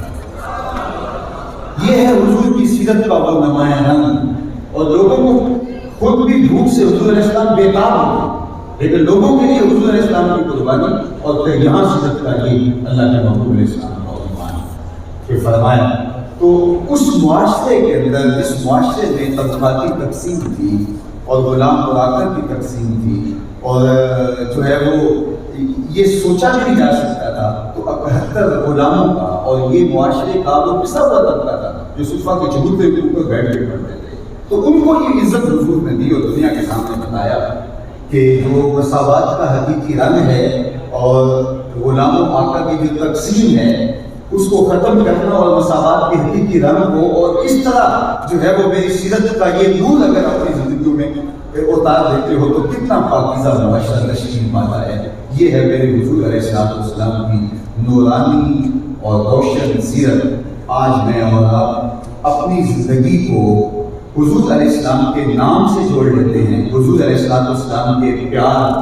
سے انکار نہیں ہے، لیکن یہ پیار صرف ہمارے جو ہے وہ زبان کی حد تک محدود نہیں ہونا چاہیے، بلکہ ہمارا کردار بھی بتائے کہ ہم حضور کے غلام ہیں۔ میرے استاد فرمایا کرتے تھے کہ یہ نہ ہو کہ لوگ تمہیں پوچھیں تم کون ہوتے ہو، تم پاسپورٹ پیش کرتے پھرو کہ یہ دیکھو مذہب کے خانے میں اسلام لکھا ہے۔ آپ فرمایا کرتے تھے صاحب نہ کسی کو پوچھنا پڑے نہ تمہیں بتانا پڑے، تمہاری وضاحت طرز زندگی انداز معاشرت ایسا ہونا چاہیے، تم دور سے چلے آ رہے ہو لوگ پہچان کے کہیں وہ دیکھو آقا کا غلام۔ اور میں کہا کرتا ہوں کہ ایسا نہ ہو کہ تم دور سے تو حضور کے غلام دکھائی دو، لیکن جب تم کسی کے نیڑے ہو تو پھر پتہ چلے کہ یار پگڑی کا سائز بھی ٹھیک تھا، امامہ بھی بہت اچھا تھا، جبہ بھی بہت خوبصورت تھا، داڑھی کا سائز بھی اچھا تھا، لیکن قریب ہو کے دیکھا، رشتہ داری کر کے دیکھی، ہمسائیگی میں گھر بنا کے دیکھا، کاروبار اکٹھے کر کے دیکھا، قرض دے کے دیکھا، تو یہ تو کچھ اور نکلا۔ اس کے لہجے میں یوں تو برف کے دیکھا، جو چھو کے دیکھا تو ہاتھ جل گئے۔ یہ نہیں کہ دور دور سے اچھا لگے، لیکن جب قریب آئے تو پتہ چلے کہ یہ تو کچھ اور ہے۔ نہیں، تم دور سے بھی اچھے دکھائی دو، اور جب تم کسی کے نیڑے لگو تو تمہارے رویوں کی خوبصورتی سے وہ تمہارے نبی پہ ضرور کرنے لگے کہ یہ نبی علیہ السلام کا غلام ہے، تو نبی کی شان کیا ہے؟ اللہ اکبر۔ سوامی لکشمن پرشاد نے عرب کے چاند کے نام سے ایک سیرت کی کتاب لکھی اس زمانے میں، تو اس سے انٹرویو کیا گیا کہ مسلمانوں کے نبی کی سیرت پر اتنی خوبصورت کتاب آپ نے لکھی ہے، گویا سطروں میں آپ نے چراغ رکھ دیے ہیں، تو اس نبی کا تو خود غلام کیوں نہیں بن جاتا؟ تیری لکھی ہوئی کتاب پڑھ کے ذوق کو نور نصیب ہوتا ہے اور ایک عجیب تازگی ملتی ہے۔ تو سوامی نے جو جواب دیا وہ ہماری آنکھیں کھول دینے کے لیے کافی ہے۔ اس نے کہا جب میں مسلمانوں کے نبی کی سیرت لکھنے کے لیے امہات خطبہ سید کا مطالعہ کیا تو یہ جذبہ میرے دل میں بھی بیدار ہوا کہ میں اس نبی کا غلام نہیں بنتا، لیکن دور موجود کے مسلمانوں کی جب حالت دیکھتا ہوں تو میں کہتا ہوں کہ میں نہیں، میرا کردار اگر لوگوں کے ایمان کے راستے میں رکاوٹ بن جاتا ہے تو مجھے سوچنا پڑے گا۔ اس وقت پوری دنیا کے اوپر ہر ملک کے اندر مسلمان بستے ہیں، یہاں تو تاجر آئے تھے نا، اور جنہوں نے آ کے دین پھیلایا، یہاں صوفیاء آئے تھے میرے سید پاپا نہیں کر رہے، پیغمبر تو نہیں آئے تھے، اور انہوں نے آ کر کے اپنا کردار ایسا پیش کیا کہ کفر دھلتے چلے گئے۔ دوسری جانب ہم اب پوری دنیا کے اوپر پھیلے ہوئے ہیں، لیکن اس کے باوجود ہمارے کردار سے لوگ دور تو ہو رہے ہیں، لوگ نیڑے نہیں ہو رہے۔ وہ کہتا ہے کہ میں مسلمانوں کا کردار دیکھتا ہوں تو میں کہتا ہوں کہ میں ہندو ٹھیک ہوں، جو اقبال نے کہا تھا کہ امت کی باعث رسوائی پیغمبر ہے۔ تو آج ہم دیکھیں اپنے گریبان میں جان کر کے دیکھیں کہ ہم کھڑے کہاں ہیں۔ ایک وہ زمانہ تھا کہ امام محمد بن حسن شیبانی جب بصرے آتے ہیں تو عیسائی مناظرہ کرنے کے لیے مناظر کرایا کہ مسلمانوں کے امام کو جواب نہیں آئے گا جب میں سوالات پوچھایا کروں، اور وہ اس تمتراح کے ساتھ منتظر ہے۔ لیکن جو ہی امام محمد آئے، امام محمد کا کردار اس طرح چل گیا۔ دیکھیے اگر کردار ستھرا ہوتا ہے تو پھر بولنے کی ضرورت بھی نہیں ہوتی، کردار اثر انداز ہوتا ہے۔ آج کی تاریخ کے اندر تو دنیا کہتی ہے نا کہ اسیری لہریں ہیں جو اثر انداز ہوتی ہیں آپ کے پاس بیٹھنے والے پر، بولنے سے علاوہ جو ہے وہ آپ کا کردار اثر انداز ہوتا ہے۔ حضرت شاہ لکشمن بخاری طریقہ لکشمندیہ کے امام ہیں، انہوں نے کہا تھا جس شخص کی خاموشی فائدہ نہیں دیتی اس کی تقریر بھی فائدہ نہیں دیتی۔ خاموشی اگر اثر انداز نہیں ہوتی تو گفتگو بھی اثر انداز نہیں ہوتی۔ تو اب حضرت امام محمد ابھی آئے یا ابھی مناظرہ شروع نہیں ہوا، لیکن چمکتا ہوا نورانی چہرہ، حضور کی سنت کا جامع اور ظاہر باطن حضور کے طریق کی مطابقت کے اندر ڈھلا ہوا، تو وہ مناظرہ کرنے آیا تھا، جو ہی انہوں نے امام محمد کو دیکھا تو اس کے لبوں پہ کلمہ جاری ہو گیا۔ تو جو باقی لوگ تھے انہوں نے حیرت سے کہا کہ تم تو مناظر تھے اور تم کلمہ پڑھنے لگے، تو اس کا جو جواب ہے وہ سنیے۔ اس نے کہا جب میں نے امام محمد کے چمکتے ہوئے چہرے کو دیکھا تو میں نے سوچا جب مسلمانوں کا چھوٹا محمد اتنی شان والا ہے، بڑا محمد کیسا؟ یہ شان ہے خدمت گاروں کی، سرکار کا عالم ہے۔ بلکہ امام محمد کا جب جنازہ اٹھا تو شوق فراوا میں کچھ نے کہا چلو آخری رسومات میں شامل ہو جائیں، تو آپ کے جنازے کی چارپائی کو لوگ کندھا دینے کے لیے آئے ہوئے، تو جو ہی کوئی امام محمد کی جنازے کی چارپائی کو کندھا دیتا تو اس کے لبوں پہ کلمہ جاری ہوتا۔ ہمارے بزرگوں کی لاشیں بھی کلمہ دیا کرتی تھی، اور آج ہماری زندہ لاشیں لوگوں کے راستے کے اندر رکاوٹ بنی۔ اقبال نے جب شکوے کی زبان کھولی نا تو لہجہ بڑا تلخ ہو گیا۔ صفائے قہر سے باطل کو مٹایا ہم نے، نو انسانی کو غلامی سے چھڑایا ہم نے، تیرے کعبے کو جبینوں سے بسایا ہم نے، تیرے قرآن کو سینوں سے لگایا ہم نے، پھر بھی ہم سے ملا ہے کہ وفادار نہیں، ہم وفادار نہیں، تو بھی تو دلدار نہیں۔ اتنا سخت لہجہ ہے، لیکن جب جواب آئے تو سارا نشہ بدل گیا، لفظ کوئی ہے صرف صیغہ بدلتا ہے، ادھر سے جواب آ رہا ہے۔ صفائے قہر سے باطل کو مٹایا کس نے، نو انسانی کو غلامی سے چھڑایا کس نے، میرے کعبے کو جبینوں سے بسایا کس نے، میرے قرآن کو سینوں سے لگایا کس نے، تھے تو آباؤ تمہارے مگر تم کیا ہو، ہاتھ پہ ہاتھ دھرے منتظر فرلاؤ، ہر کوئی مستے میں ذوق تن آسانی ہے، تم مسلمان ہو یہ انداز مسلمان حیدری فقر ہے میں دولت عثمانی ہے، تم کو اسلاف سے کیا نسبت روحانی ہے، وہ معزز زمانے میں مسلمان ہو کر تم خار ہوئے تارک خدا۔ آج امتی اپنے نبی کی سیرت کا علم بردار نہیں ہے، اس کو دیکھ کر کے پیغمبر یاد آئے اور لوگ مصطفیٰ جانے رحمت پہ درود پڑھیں۔ ہماری ذمہ داری صرف یہ نہیں ہے کہ ہم اپنے نبی کا نام لیں، اپنے نبی کے ساتھ عقیدت کا اظہار کریں، ہماری ذمہ داری یہ بھی ہے کہ ہمارا عمل گواہی دے کہ ہم محمدی ہیں۔ آقا کریم علیہ السلام تشریف لائے اور وضو فرمایا، صحابہ وضو کا پانی زمین پہ نہیں گرنے دیتے، تو آقا کریم نے دیکھا کہ صحابہ وضو کا پانی زمین پر نہیں گرنے دیتے، ہمارا تو بڑا حالت تمہیں اس بات پر کس نے ابھارا ہے کہ میرے وضو کے پانی کو بھی زمین پہ نہیں گرنے دے رہے جبکہ میں نے اس کا حکم نہیں دیا۔ تو کچھ چیزیں ہیں کہ محبت سیکھتی ہے، محبت کے اپنے تقاضے ہوتے ہیں، تو انہوں نے کہا قالوا حب اللہ و رسولہ، اللہ اس کے رسول کی محبت کا تقاضا ہے کہ ہم نے ایسا کیا، تو حضور نے اس کی نفی نہیں کی کہ تم نے غلط کیا، حضور نے جو ہے وہ اس کی تردید نہیں کی، چونکہ غلط ہو تو نبی کا منصب ہے کہ نبی تردید کرے۔ حضور علیہ السلام کے فرزند حضرت ابراہیم کا انتقال ہوا تو سورج کو گرہن لگ گئی، تو کسی نے کہا حضور کے بیٹے کے افسوس میں سورج کو بھی گرہن لگ گئی، ایک محبت والا جملہ کہہ دیا، تو آقا کریم نے بلال حبشی کو کہا ممبر بچھا، تو حضور تشریف فرماؤ، ان الشمس والقمر آیتان من آیات الرحمن لا یخسفان بموت احد منہم، سن لو سورج اور چاند اللہ کی نشانیوں میں سے دو نشانیاں ہیں، کسی کے مرنے جینے سے کو گرہن نہیں ملا کرتا، چونکہ جو عمل ہو اس پہ نبی کی خاموشی سند بنتی ہے۔ تو حضور علیہ السلام نے یہ نہیں کہا کہ تم نے جو ہے وہ ایسا کیوں کیا، بلکہ حضور نے خاموشی اختیار کی، لیکن اس کے دوسرے پہلو کو اجاگر کیا، فرمایا کہ تم نے میرے وضو کے پانی کو زمین پر نہیں گرنے دیا، میں نے تو اس کا حکم نہیں دیا، تو ایسا تم نے کیوں کیا؟ انہوں نے کہا حب اللہ و رسولہ، اللہ اس کے رسول کی محبت۔ تو آقا کریم نے فرمایا کہ جو یہ چاہے کہ اللہ اس کے رسول سے محبت کرے، اللہ اس کا رسول اس سے محبت کرے، اسے یہ تین کام بھی کرنے چاہیے، جب بھی بولے سچ بولے، دوسری بات فرمایا کہ جب اس کے پاس امانت رکھی جائے تو اس امانت کا لحاظ کرے، اس امانت میں خیانت نہ کرے، اور تیسری بات اس کے ہمسائیگی میں کوئی آپس ہے جو اس کے حقوق کو ادا کرے، یعنی ایسا نہ ہو کہ تمہاری محبت ان چیزوں پر رک کے رہ جائے کہ صرف میرے وضو کے پانی کو زمین پر نہیں گرنے دیتے اور جو میرا لایا ہوا نظام ہے اس کو تم ترک کر بیٹھو، تو تمہارا یہ عمل قابل تحسین ہے، میں اس کی نفی نہیں کرتا، لیکن دوسری جانب یہ ہے کہیں ایسا نہ ہو کہ تم ان تین چیزوں کو ترک کر دو، تو بعض اوقات وصول محبت کے اندر ہم ان چیزوں کو ترک کر رہے ہوتے ہیں جو کہ سراسر دین ہوتی ہے،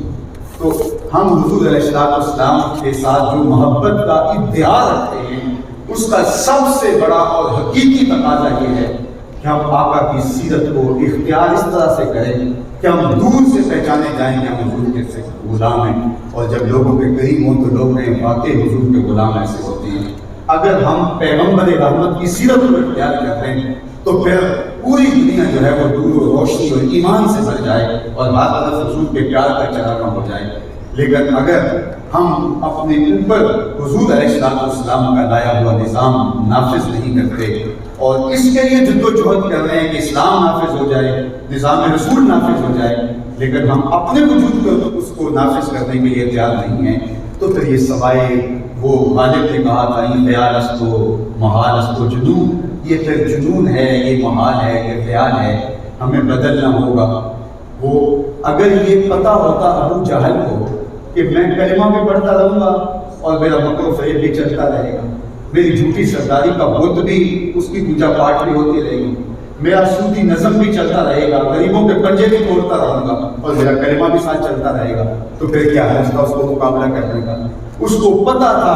کلمہ پڑھنے کا مطلب یہ ہے کہ سب کو چھوڑ کے محمد عربی کی غلامی کرنے پڑے۔ چبھی کوئی مسلمانم بلزم یہ دانا مشکلات لا الہ، جب لا الہ الا اللہ پڑھ لیا تو اس کے پورے تقاضوں کو ساتھ نبھانا پڑے گا۔ جب حضور سے ہم دعویٰ محبت کرتے ہیں تو اس محبت کا لازمی تقاضا یہ ہے کہ آقا علیہ السلام کی سیرت کو ہم اپنی روح کے اندر جذب کر لیں اور پھر چلتے پھرتے سیرت مصطفیٰ کا نمونہ ہو، اور پھر ہماری زبان بولے یا نہ بولے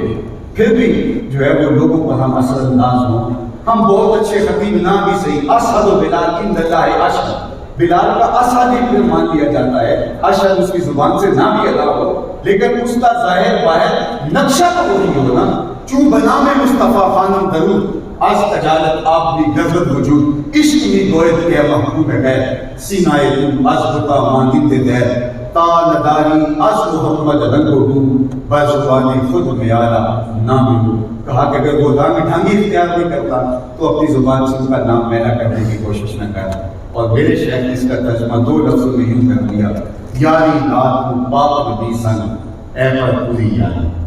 یاری رات کو پاک نبی سنگ اے پر پوری یاری، فیل درود قبول ہے تیرا لاکھ نہ لو ایک بار۔ اللہ ہمیں سیرت کا جمال نصیب فرمائے۔ میں بار دیگر آپ کا شکر گزار ہوں۔ اللہ آپ کو اپنی خاص عنایتوں کا حصے وافر عطا کرے، دنیا تک کی بہاریں آپ کی جھولی میں ڈالے، اور اللہ تعالیٰ اس ادارے کو ہمیشہ پاک عروج اور کامیابی اور کامرانی سے ہم بنا رکھے۔ وآخر دعوانا ان الحمد للہ۔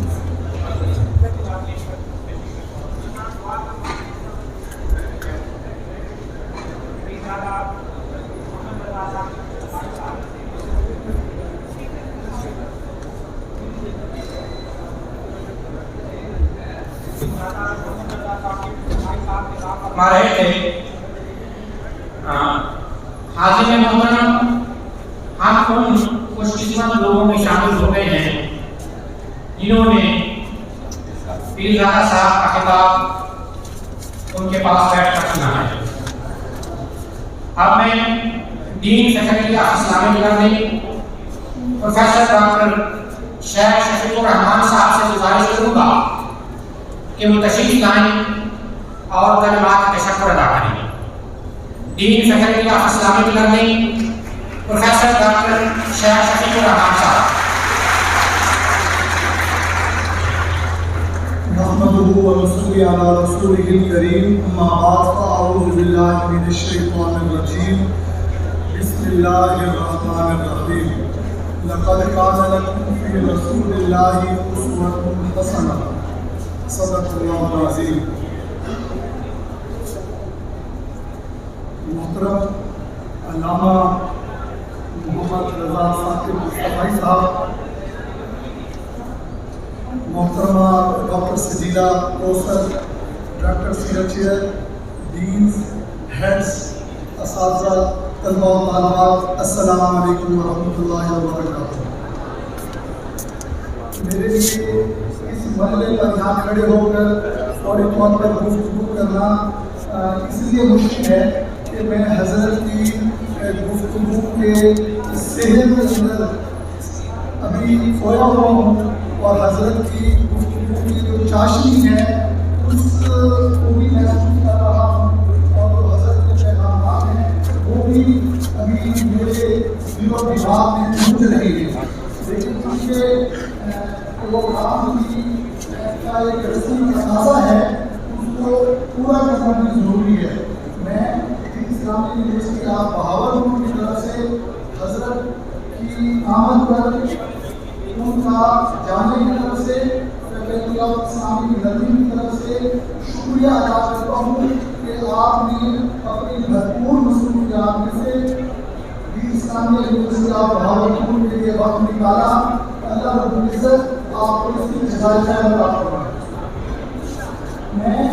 اس موقع پر یہ دعا کرتا ہوں اللہ رب العزت حضرت کے علم و عمل کی برکت اور شر کو حریت نصیب فرمائے. حضرت نے جو حکم فرمائی اس پر ہم سب کو عمل پیرا ہونے کی توفیق نصیب فرمائے. حضرات گرامی اس موقع کا فائدہ اٹھاتے ہوئے وہ مختصر سی چیزیں میں آپ کے سامنے ذکر کر دیتا ہوں. اسلامی یونیورسٹی آف بہاولپور یونیورسٹی کی ترقی کی مختلف راہوں پر اپنی توجہ مرکوز کیے ہوئے ہے. انٹرنیشنل عالمی گرامی اپنی ضروریات کو بلند کر رہی ہے. ایکسٹینڈ ہو رہی ہے. جہاں اساتذہ کے اور طلباء و طالبات کی تعداد بڑھ رہی ہے وہاں اسلامی یونیورسٹی آف بہاولپور اپنے طلباء کی فکری ذہنی تربیت ہے اس کو نظر انداز نہیں کر رہے. ان طلباء کی تربیتی ورکشاپس اور ان کے لیے اس طرح کے تربیتی سیمینار مسلسل آپ لوگ جانتے ہیں منعقد ہوتے رہتے ہیں اور آج کا پروگرام بھی اسی سلسلے کی ایک کڑی ہے. لہٰذا آج کی مجلس سے ہمیں عرض کریں کہ حضرت نے سنت کریمہ کی روشنی میں ہمیں جو رہنمائی کی ہے جو ہمیں اپنا بھولا ہوا سبق یاد کرایا ہے ہم اس سبق کے بارے میں یہ ہے کہ ہم اس کو اپنی عملی زندگی میں لے کر آئے ہیں.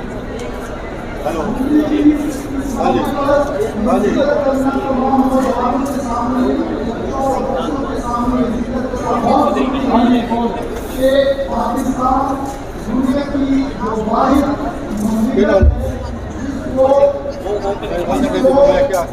مدینہ طیبہ کے بعد اسلام کے نام پر قائم کیا گیا ہے. لہٰذا اس مقامات کے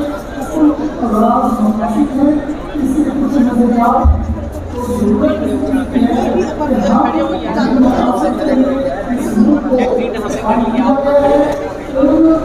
کہ نظریاتی سبب کی امیر بھی ہوں گے اور محافظ بھی ہوں گے اور حضرت جیسی علمی شخصیات کی طرف سے کی گئی جو تعلیمات ہیں دی گئی جو نصیحتیں ہیں ان کے نتیجے میں اپنے کردار کو بہتر کریں گے اور جب امید میں لانے جائیں گے تو جہاں اللہ رب العزت ہمیں پیشہ بڑھانا صلاحیت کی اجازت کرنے کا موقع دے گا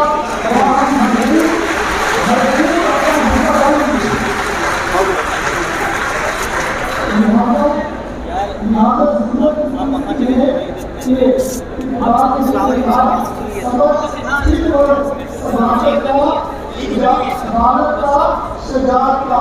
یہ رہے گا تو آپ میں سے ہر فرد جو ہے اپنے اور میں بھی ہم اپنے رویوں اور اپنی عادات کو ریویو کریں اور اپنا بھولا ہوا سبق یاد کریں. افراد کے ہاتھوں میں ہے اقوام کی تقدیر. ہر فرد ہے ملت کا ستارہ. ہمارے پاس ایک بہت بڑا جگمگاتا ہوا ستارہ آج موجود ہے. ہم ان سے روشنی حاصل کر رہے ہیں اور روشنی کے نتیجے میں مستقبل میں آپ میں سے ایک فرد انشاءاللہ جگمگاتا ہوا ستارہ بنے گا اور اس کی روشنی سے آنے والی نسلیں سیراب ہوگی. انہی کلمات کے ساتھ یہ اجازت آپ کو السلام علیکم. دین فیکلٹی آف اسلامک لرننگ علامات کے سر پر آ رہے تھے. ہم نے بھی زیادہ صاحب سے ریکویسٹ ہوں کہ وہ امت مسلمہ کی بھلائی کے لیے دعا فرمائیں اور بالخصوص ہمارے مرید پروفیسر ڈاکٹر سعید شیخ صاحب ہماری بات صبح ہے انشاءاللہ ان کے لیے بھی دعا فرمائیں گے. الحمدللہ رب العالمین والصلاۃ والسلام علی اشرف الانبیاء والمرسلین ڈاکٹر پہلے بزرگیاں رحمۃ اللہ علیہ وقت کی بہار نصیب فرمائے مقدر کے خزائن وسعت ہے جیے تو تیرے لیے مدد تیرے دین کے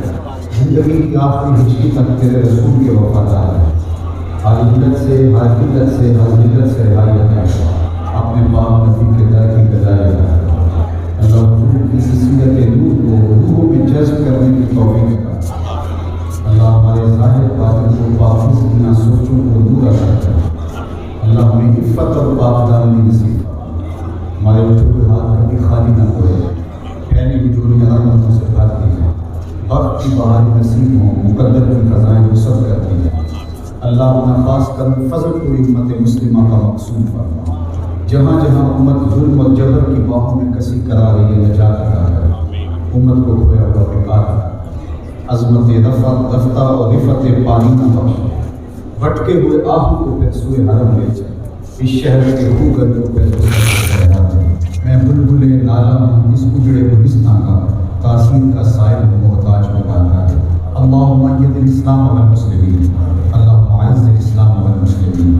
اے اللہ میرے وطن کی خیر فرما میرے ملک کو امن کے اجالے دے معیشت کا جمال اور معاشرت کا حسن عطا کر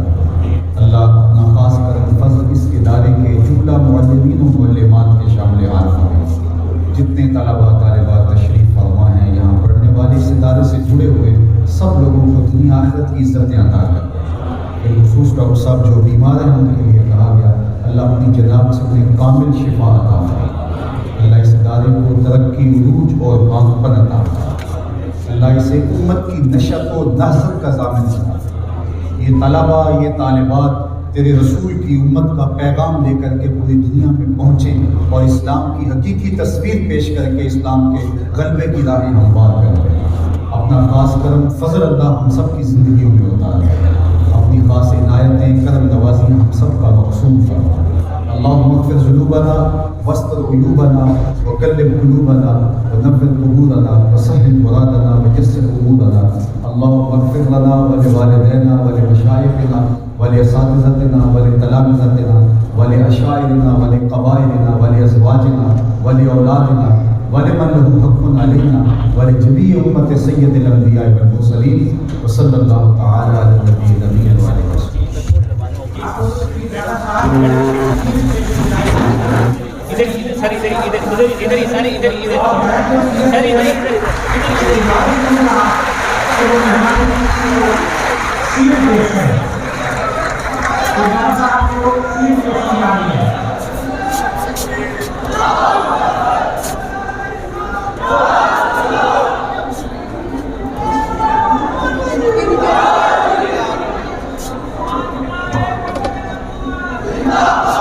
وصحبه آج کے سیمینار میں باقاعدہ کسان کا اعلان کیا جاتا ہے میں طالبات سے کہوں گا کہ پہلے وہ آڈیٹوریم سے باہر تشریف لے جائیں اور اس کے بعد طلبا آڈیٹوریم سے باہر تشریف لے جائیں موجود رہیں طلبا موجود رہیں اور طالبات پہلے آڈیٹوریم سے باہر تشریف لے جائیں انتہائی ڈسپلن کے ساتھ یہ سیمینار کے دوران ان حضرات کی گفتگو کے دوران مکمل خاموشی اور ڈسپلن کا مظاہرہ کیا گیا اور سنجیدگی سے کی گفتگو سنی گئی میں امید کرتا ہوں کہ آپ بھی انشاءاللہ سیمینار کے اختتام کے بعد انتہائی ڈسپلن کے ساتھ پہلے طالبات آڈیٹوریم سے باہر آئیں اور اس کے بعد طلبا اپنی آدمی انشاءاللہ آڈیٹوریم سے باہر جائیں گے جو کچھ اس سیمینار میں کہا گیا اللہ تعالیٰ ہم اس پر عمل کی توفیق نصیب فرمائے اور اللہ تعالیٰ ہماری زندگیوں کو کرے میں تمام حاضرین کا اور تمام کا بے شمار ہمارے دنوں میں اس سیمینار میں شرکت کی اور انتہائی مکانت کے ساتھ متقین کو سنا السلام علیکم ورحمۃ اللہ وبرکاتہ